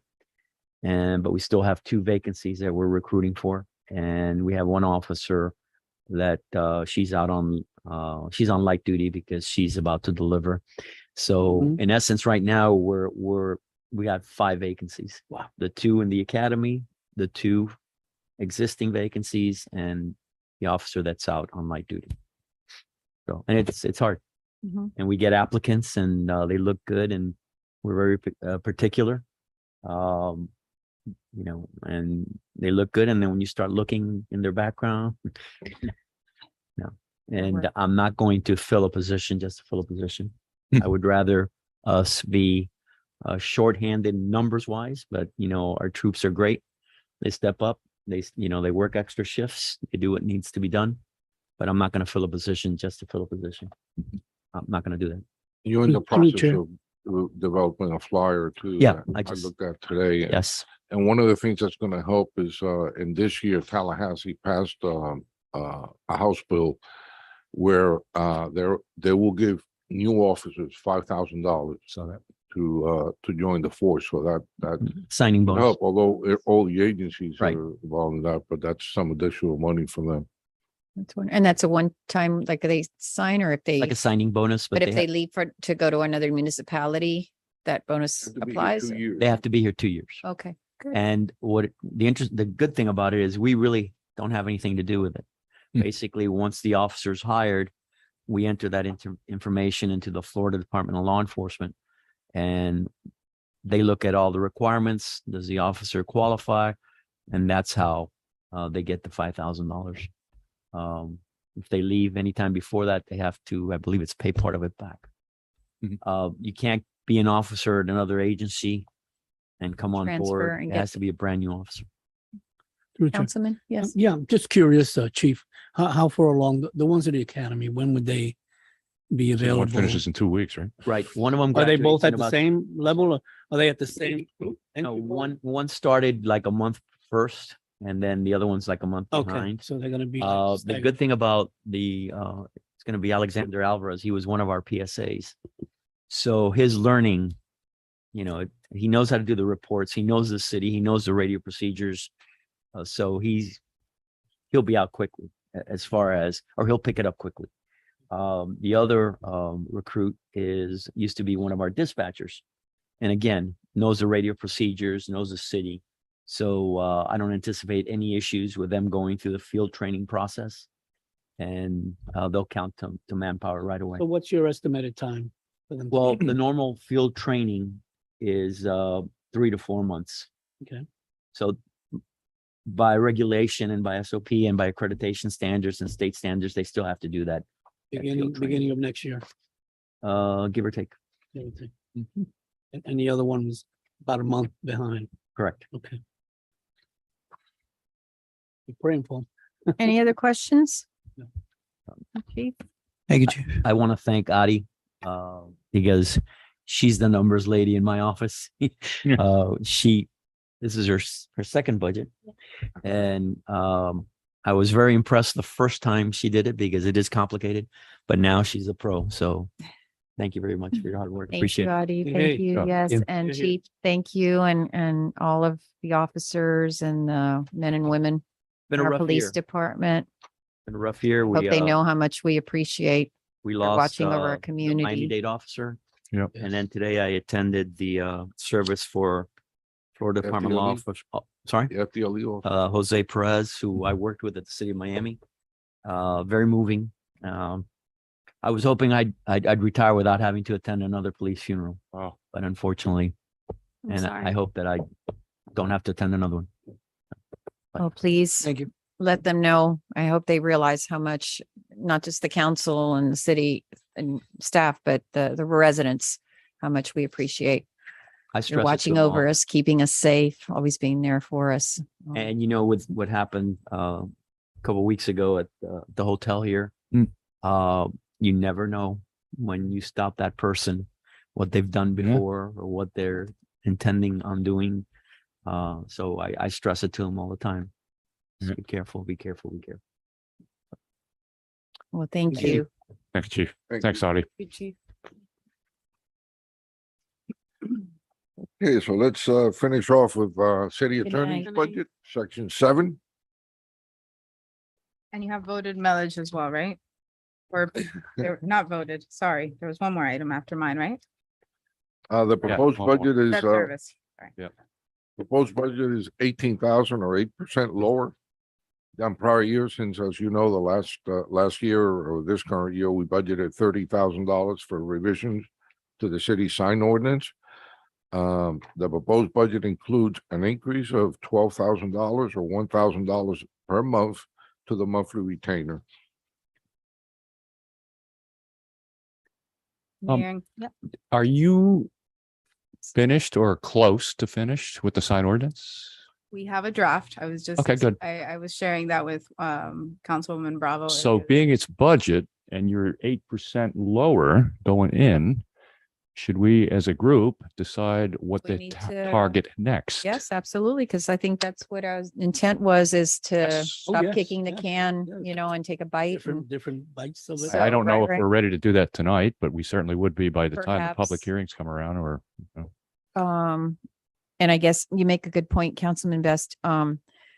Heidi, whatever it is, and we'll have to decide, I think, at another meeting, Hmm. what should be the next thing that we take a bite out of, is the 30,000 the reasonable amount to, I mean, this was signed budget. I don't know if it varies by It dep- topic. Yeah, it depends. what Varies it on is. topic. The ordinances. yeah. Absolutely, but I think if the council is interested, I'm sure between myself and William and with your input, we can come up with perhaps some ideas of things that I know you've wanted to do, and we can discuss it at a Okay. future Through the meeting. chair. Yes, sir. It occurs to me now that we're talking about this, that we expect a report from the Economic and Business Yes. Development.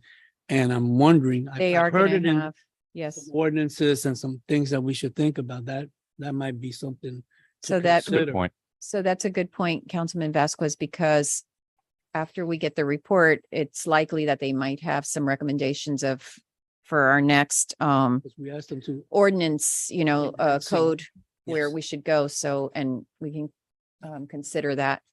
Yep. So the 30,000 perhaps should be left in there as, you know, I planning agree. for, I would- next- I would think Agree. so. and it may be that we go with what the business and economic development task force suggest, or it may be something else depending on what our priorities are. But I don't don't see think- any either way that, you know, we're going to need to continue with this. I mean, the code needs to be updated. Our Yes, code and, is, and I think that I'm not sure how much of it is going to be in the report, but I do recall, I came to a couple of meetings where discussions about ordinances or some.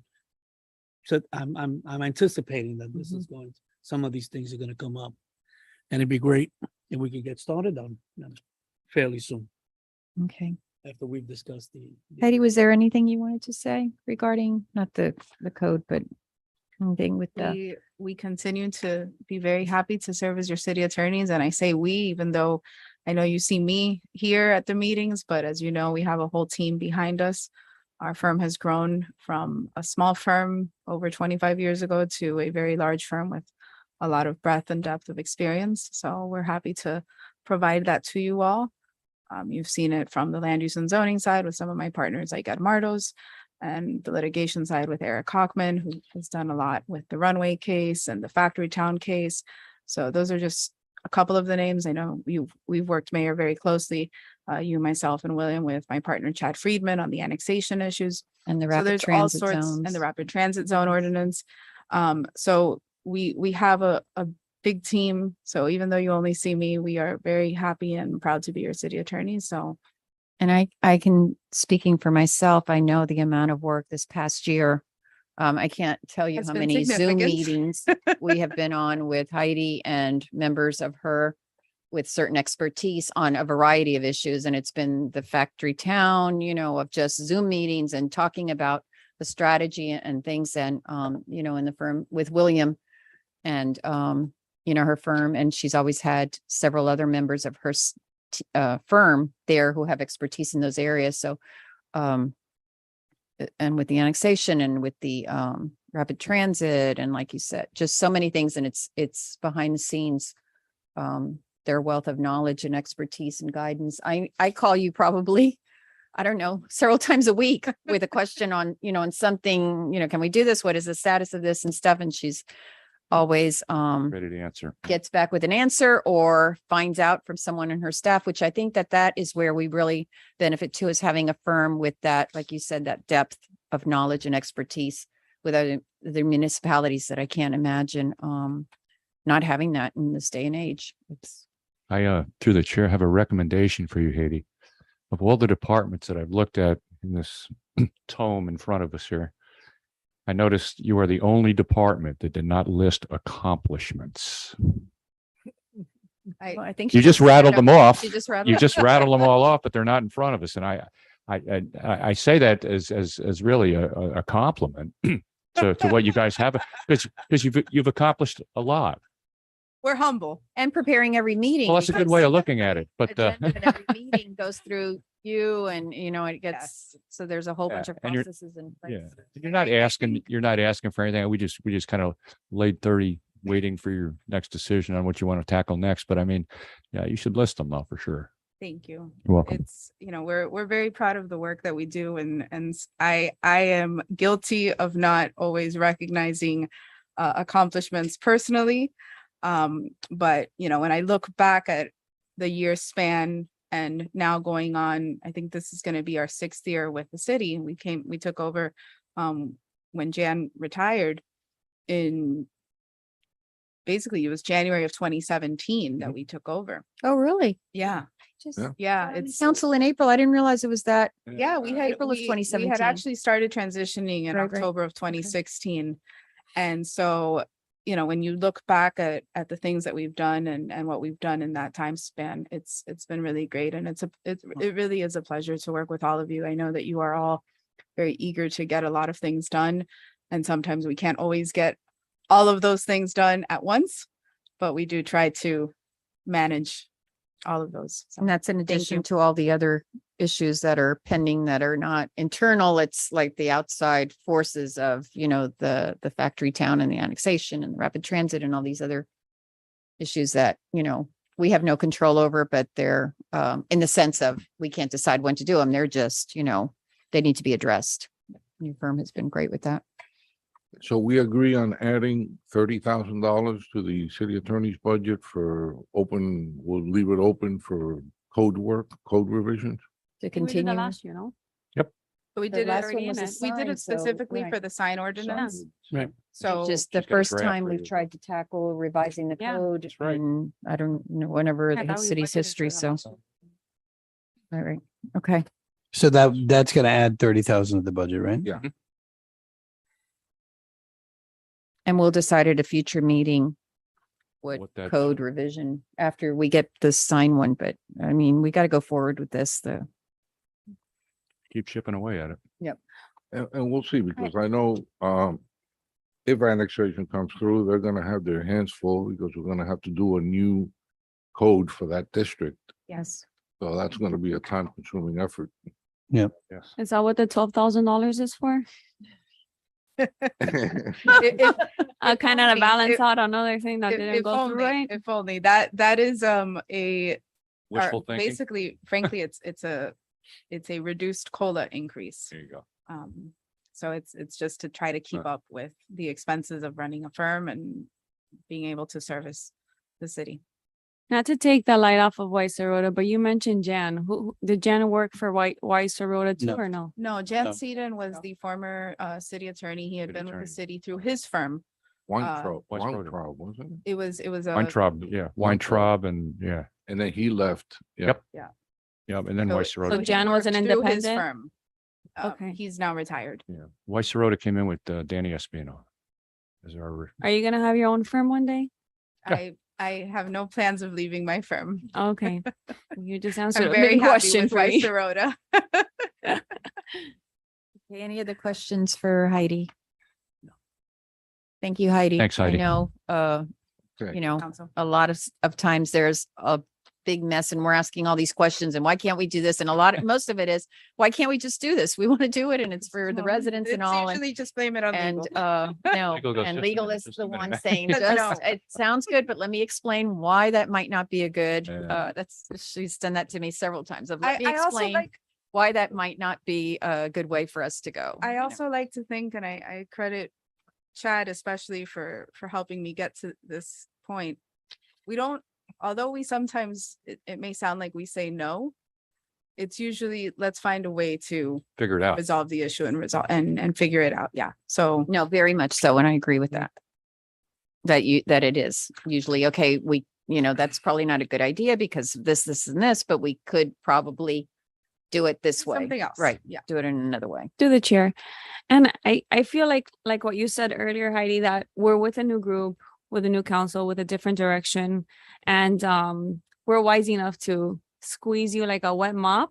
So I feel like we are we're on a different road right now, on a better path. I just want to kind of like just say that. Let me just say that. Because a lot of things have happened in the last year and it's created a lot of turmoil. And I just want a clean slate. I want to start over again. In the sense of providing some clarity out there, whoever is listening, because I do think that we have a good team and, things happen, but there's so much that we've already accomplished in the last year and a half. And again, some other councils are maybe not receptive to recommendations and stuff, and some are, and definitely this is one that is. And I will take your recommendations all day long and object to them if I have any questions. So just want to say that. Thank you, Councilwoman. Any other questions? I have none there. Thank you, Heidi. Thanks, Thank Heidi. you, your Council. firm, all the attorneys in your firm that have worked with us throughout the year or several years. Thank you. Okay, right now, here's where we stand. I have 3 changes that were made. We added the 3,400 for the aluminum fence. We added 30,000 for the code revisions, and then we're removing the 20,000 for the marquee for the police. So right now, we're sitting at 156,858. There's one more thing I'd like to discuss in the city council budget on section 2, I'm sorry. Mhm. And the mayor had asked me to come up with, how different groups come to us during the year, the Boy Scouts, Girl Scouts, and of coming up with a way to set up a separate amount just for those groups with a process. Mhm. So this is what I came up with, and you let me know what you think. Establish a maximum amount set aside for community-based donations, say $5,000. Establish an application period beginning October 1st of 2022, where they would provide a description of what the funds will be used for, how much they request, etc., and have council review these and award amounts accordingly. Establish a max donation amount per group. Donations could be up to, say, $500 or $750, whatever you decide. Amount determined by council applications will be on a first come, first served basis and limited to Girl Scouts, Boy Scouts, local school groups.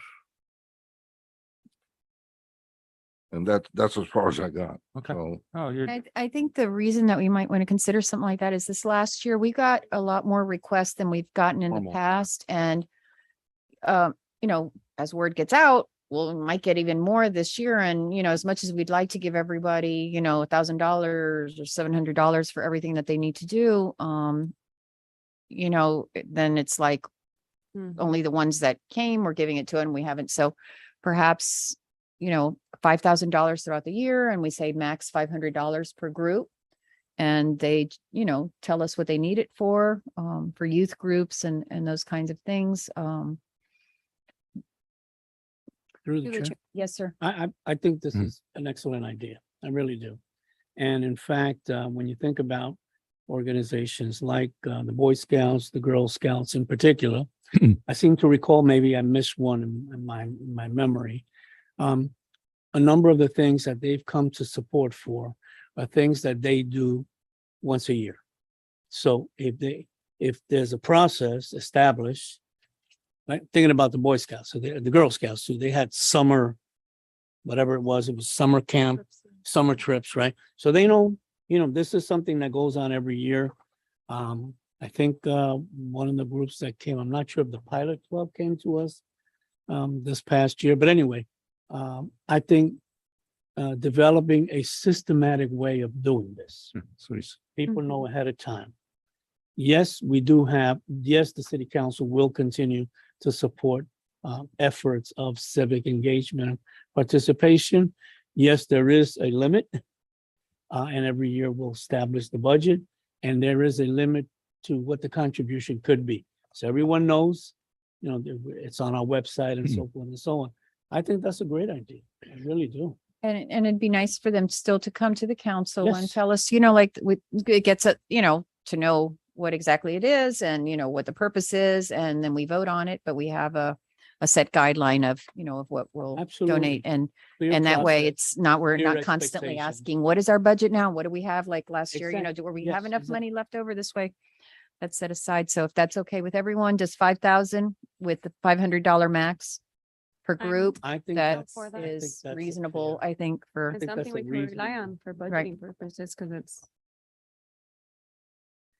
And there was one other thing, William, that I know I had spoken to you by phone. A resident had actually reached out to me to ask about this recently, this past weekend, but it's something that we've talked about in the past, and I think we've talked about in council, is shade structures, that the PV field, no, I keep saying PV field, Prince Field, since we removed the trees to create that parking, which I forgot to tell Laz and Liz, the parking that they created where they removed the, what street is that? Is that Apache?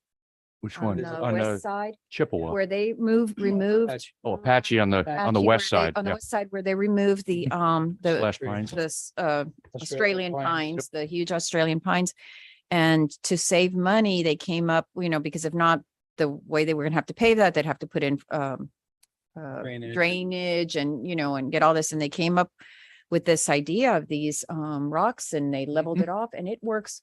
It works so well. It's been over a year now, I think, and the rocks don't move. They stay there. The water does, percolates down to the ground, which is what you want. Mhm. It reduces the stormwater runoff, and it's just an excellent. I forgot to thank them for that, because I know that was their ingenuity of just thinking up Mhm. ways to do these really cost effective. It was, my understanding was very cost effective. But since we removed those Australian pines, there's no shade. So providing shade structure, some of the parents, say they bring umbrellas, but it's very hot when they're watching Little League, and ideally, and William said that ideally we should provide some permanent shade structures, but even the sails, the shade, I was looking at that area where the concrete pads are, where parents sit, and there's two fences, one in front and one in back. So, even like shade sails Let could be me put there, pass these out. but something that I'm passing out, as I mentioned to you, Omar had reached out to get an idea of what it will cost to do permanent shade structures out there. If you look at this, it's pricey, but it's a permanent structure. Where the actual roof can be, the top can be removed for, if there's a hurricane or anything like that. But as I said, if you look at it for the three that we would need at Prince Field, it's almost $80,000. Yeah, really. but I think with the shade sails or sails. Well, he's shades, getting whatever, prices on those, we but could from do what it he for a tells me, lot less. those can be expensive also. Yeah. If And the if we're other gonna, thing was for the pool near the kiddie area. those um, we haven't done yet. Okay, that, Those- if you go to our aquatic center, we have that big shade structure in the back where parents can go and sit and all this, but if your kids are in the kiddie area, there's no shade structure there. So you really can't be in the shade and be near your kids playing, which is where you need to be. And then we have some umbrellas that you could kind of, if no one else is using it, putting there, but Yeah. ideally we should provide some sort of shade structure near the kiddie pool area so parents can, and I don't mean a baby, but if, they have a 5-year-old that's playing in the kiddie pool, they can sit in the shade and be watching them also. And that would, I don't think the shade sales would work there. That might have to be a permanent. I know we had tried to get that funded with the realtors when they could do Yeah. the projects because it would have been great, but their projects have to be like a new place. It can't be an existing facility. But hopefully for the next meeting, Omar can get us a price on the actual sales. Yeah. Although I don't know if to cover that entire concrete area, how big of a sale would it? It's be, not- 22 That- Because there's there's- 3 areas right. in Prince that need shade structure. Definitely needed on the first base side on Westward Drive. And we had talked about this when we were doing the ALPA list that we were working on. And as I mentioned back then, and it's what's happening. I'm waiting to get the final cost on those 2 projects on the east side so that we can determine exactly what we're gonna have left over. Because the original estimates that we're giving almost a year ago have obviously gone up. Yeah. So originally we thought we were gonna have 1.7 million left over. Doesn't look like it's gonna be that. So I wanna make sure we know how much we have before we start spending anymore. So what I did, we've already spent some of the money on ARPA, like the playground at Reagan and all that. I wanna wait and see what those final costs come in at before we start spending any more of the Much more. ARPA. Yeah, But that makes sense. I agree. And so I was just gonna ask the council just to keep an open mind about that, to see if, instead of waiting for next budget year, having to put up something as, that's makes as much sense as a shade structure for our parents watching their kids play here. Through the chair. I last week I had to visit a lot of polling sites. But Coral Gables has, and you all may be familiar with the Youth Memorial or Youth War Memorial. Mhm. They have a beautiful baseball park. I mean, it's beautiful. As I drove by it, I had to go a couple of times around, and they have these stands, the really significant stands. They look like, could be even a smaller minor league with no shade. So the dugouts had really nice shade, which I thought was great. But I thought, wow, it's such a beautiful park. And you're shaking your head, so you must have seen it. I just looked at the stands and I go, wow, I wonder why they don't have any shade there. Because it's a couple of hundred people could probably sit up there. I mean, I just calculating from looking at it.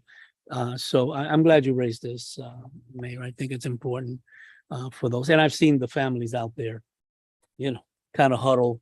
And a couple of times the Boy Scouts had the concession stand for like a Saturday, a couple of Saturdays, and the parents were out there volunteering.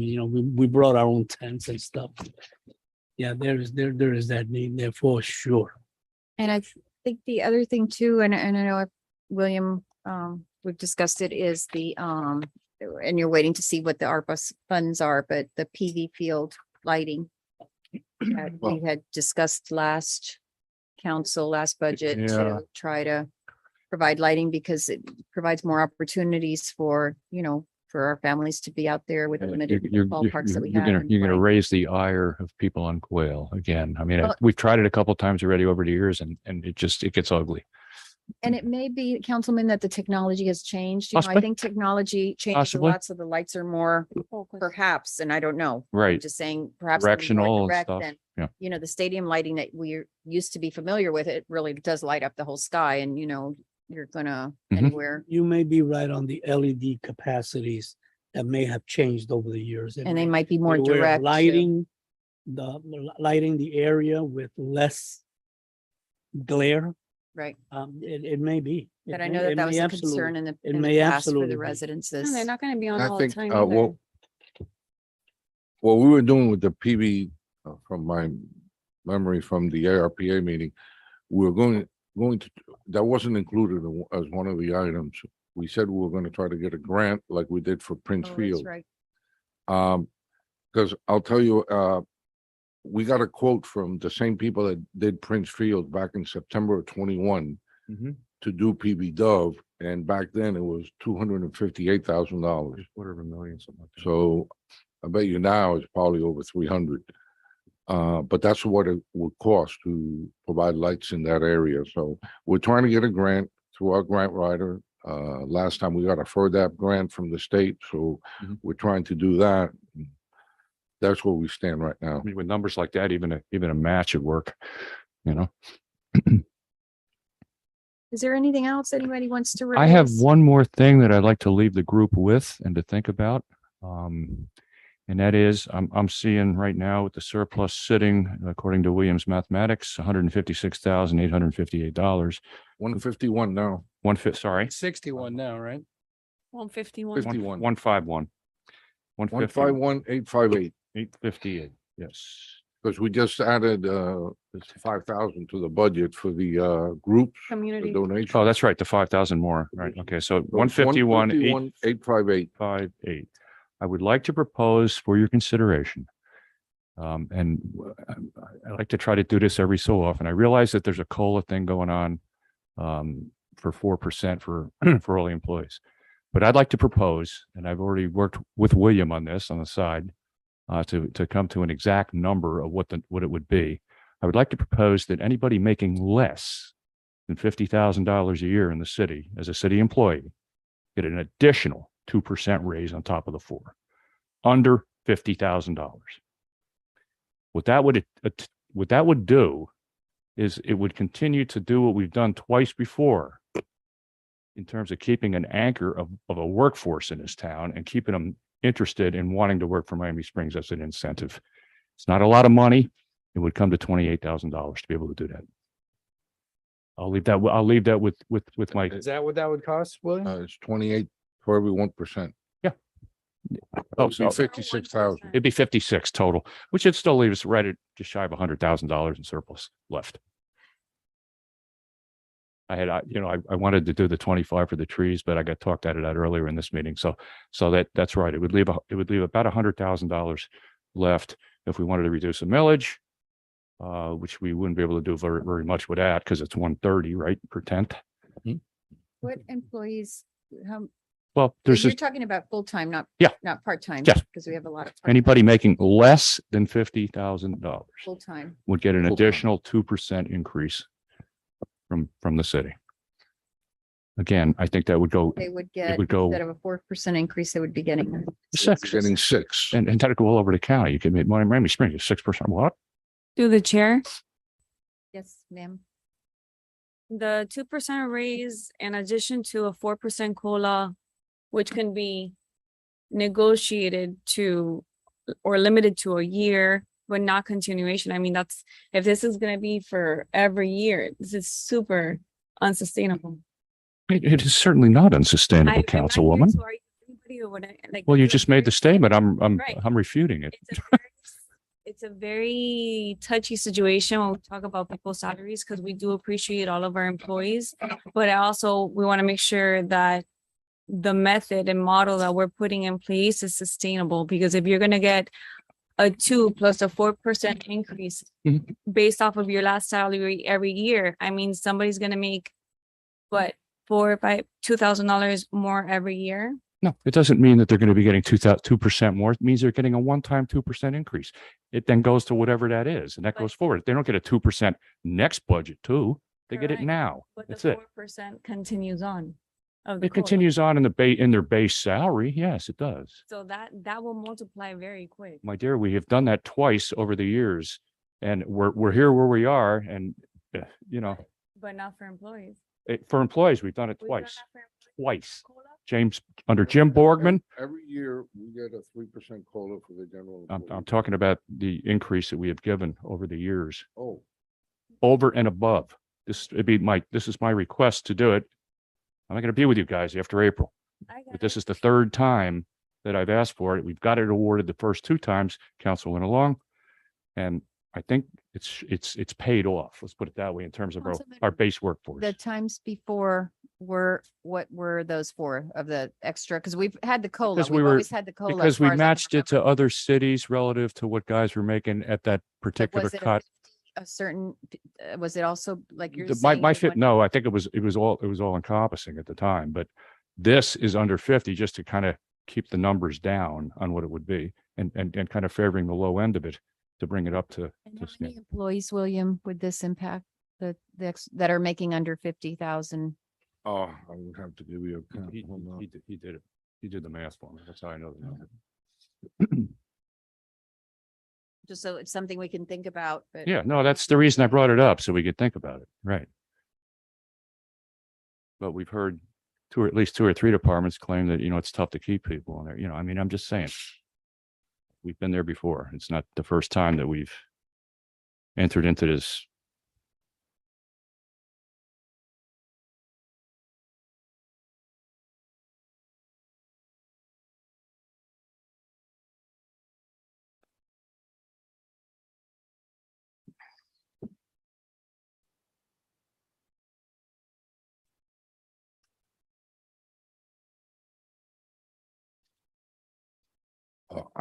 I'd have to get back to you on a head count. But just It's in quite a general, few. what do you think? Quite a few. Quite a few? Well, But you know that it would be 56,000? Yeah. Because you already did the math. Calculated the totals, yeah. Vice Mayor, this was about a week and a half ago, 2 weeks ago, Mm-hmm. that William and I did this in his office. And in general, is there a specific department that, just for something for us to think about? So. Yeah, is well, there what a I Specific department that, Mayor, what I had targeted Public Works, and I was talked out of that by the manager saying, listen, you can't do that because everybody else is going to freak out. You just make it all encompassing and keep it under a certain rate. So I said 50, and that's the numbers. he- I think there's always going to be an aspect of it that's unfair, right? Because if you make 51,000, then like. Oh, you sure. basically Don't. I mean, sure, yes. But you got to cut it somewhere. I mean. Yeah, I know. Or if you want to do something, you do it across the board for everybody and then Right. it's fair. That's kind of my thinking, Vice Mayor. well, the thing is this, like, with what the vice mayor is saying, if you make 51,000. 50, Because, then- no, if you say you make 51,000 because you're, have more experience, more seniority, the job that you Longevity, do. whatever, yeah. And then we do this and all of a sudden somebody with less experience is making the same salary as you. They're Right. making 51,000 too, but their experience isn't there. And that's why you were getting the extra. So I think we just need to think about it. It's Yeah, it's that's, something I just that's- planted a and seed I understand and what you you're- guys can, But just in curiosity for me, is there a particular department that I'll for the tell, I'll most tell you, part, it- it affects, some of the police civilians, building department. Let's see, Public Works for sure. Public Works, definitely. And some in recreation. So it's pretty well rounded. I mean, but I think including everybody is really the way to go. You can't just kind of target it. I mean, if you target it, you're gonna have a war. We don't want that. Yeah, I can send you tomorrow exact numbers Okay. for each department and how many Thank you, are involved, but Appreciate it. Again, Mayor, I just put it out there for Thank you, your Councilman. consideration, my colleagues. Through the chair, one last question. William, for clarity, for the COLA 4%, this would be for the city employees, correct? Yeah. And has the cities, this is the first time that for consideration? mean- The COLA 4%, has this happened before for the city? every year, Yeah. every employee gets 3% 3%. general Three employees, percent. the same as under the police contract. Right. Okay, so the city employee contract is good for. City, the only union we have is police, It's on a contract. The other one is just continuous. just regular employees, at-will employees, yeah. Oh, okay. but this year you had asked for a 4% because of Because of inflation. inflation, right? correct. That normally most years, It'll be 3. or I think I This can year is just remember, it's 3%. 3% is in the budget that he's budgeted. but Remember this one year we he didn't has do it, remember? 4% One year we didn't because do of it. Inflation. We didn't do it one year.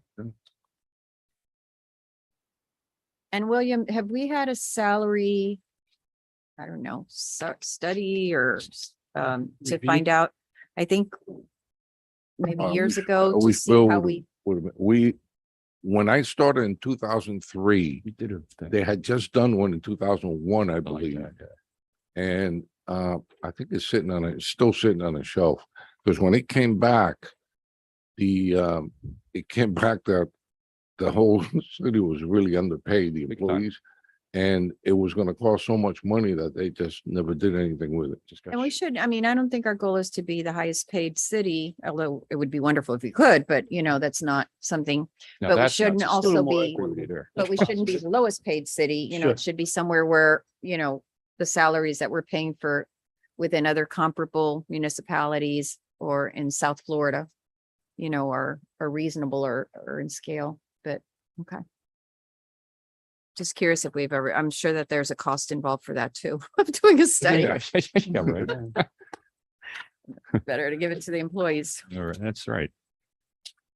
Okay, so we got our work cut out. So at the next meeting, September didn't do 12th, debts? we're gonna bring the first reading. Okay. The ordinance. Right. So right now you still want to keep it at 6.99 for that meeting? And Well, what's a tenth of a thing? 130, you said, right? Yeah. So we can't even every reduce. 0.01 mils is about $14,000. Right. So give you an example, if you wanted to bring it down to 6.95, which is 0.04, that would cost about $53,000. We're all 151. We're at 151, yeah. We can bring it But back. are we, could we do both? Could we do both? Could we? Well, are you Get going to them- give us some numbers to some different Well, like that- scenarios and options to choose from? What I'm saying, we could take and reduce the millage some with what we have left. And then remember we talked about a little bit, maybe we should throw out reserves too. Like hang on to the money, put it somewhere.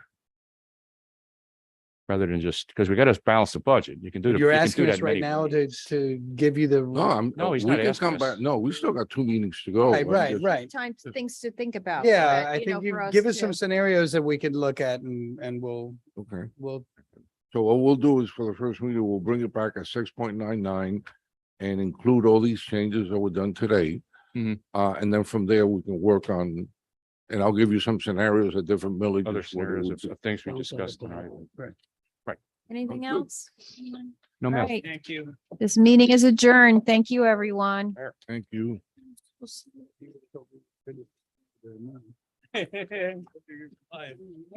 Keep Tammy. Yes, yes. Yeah, right.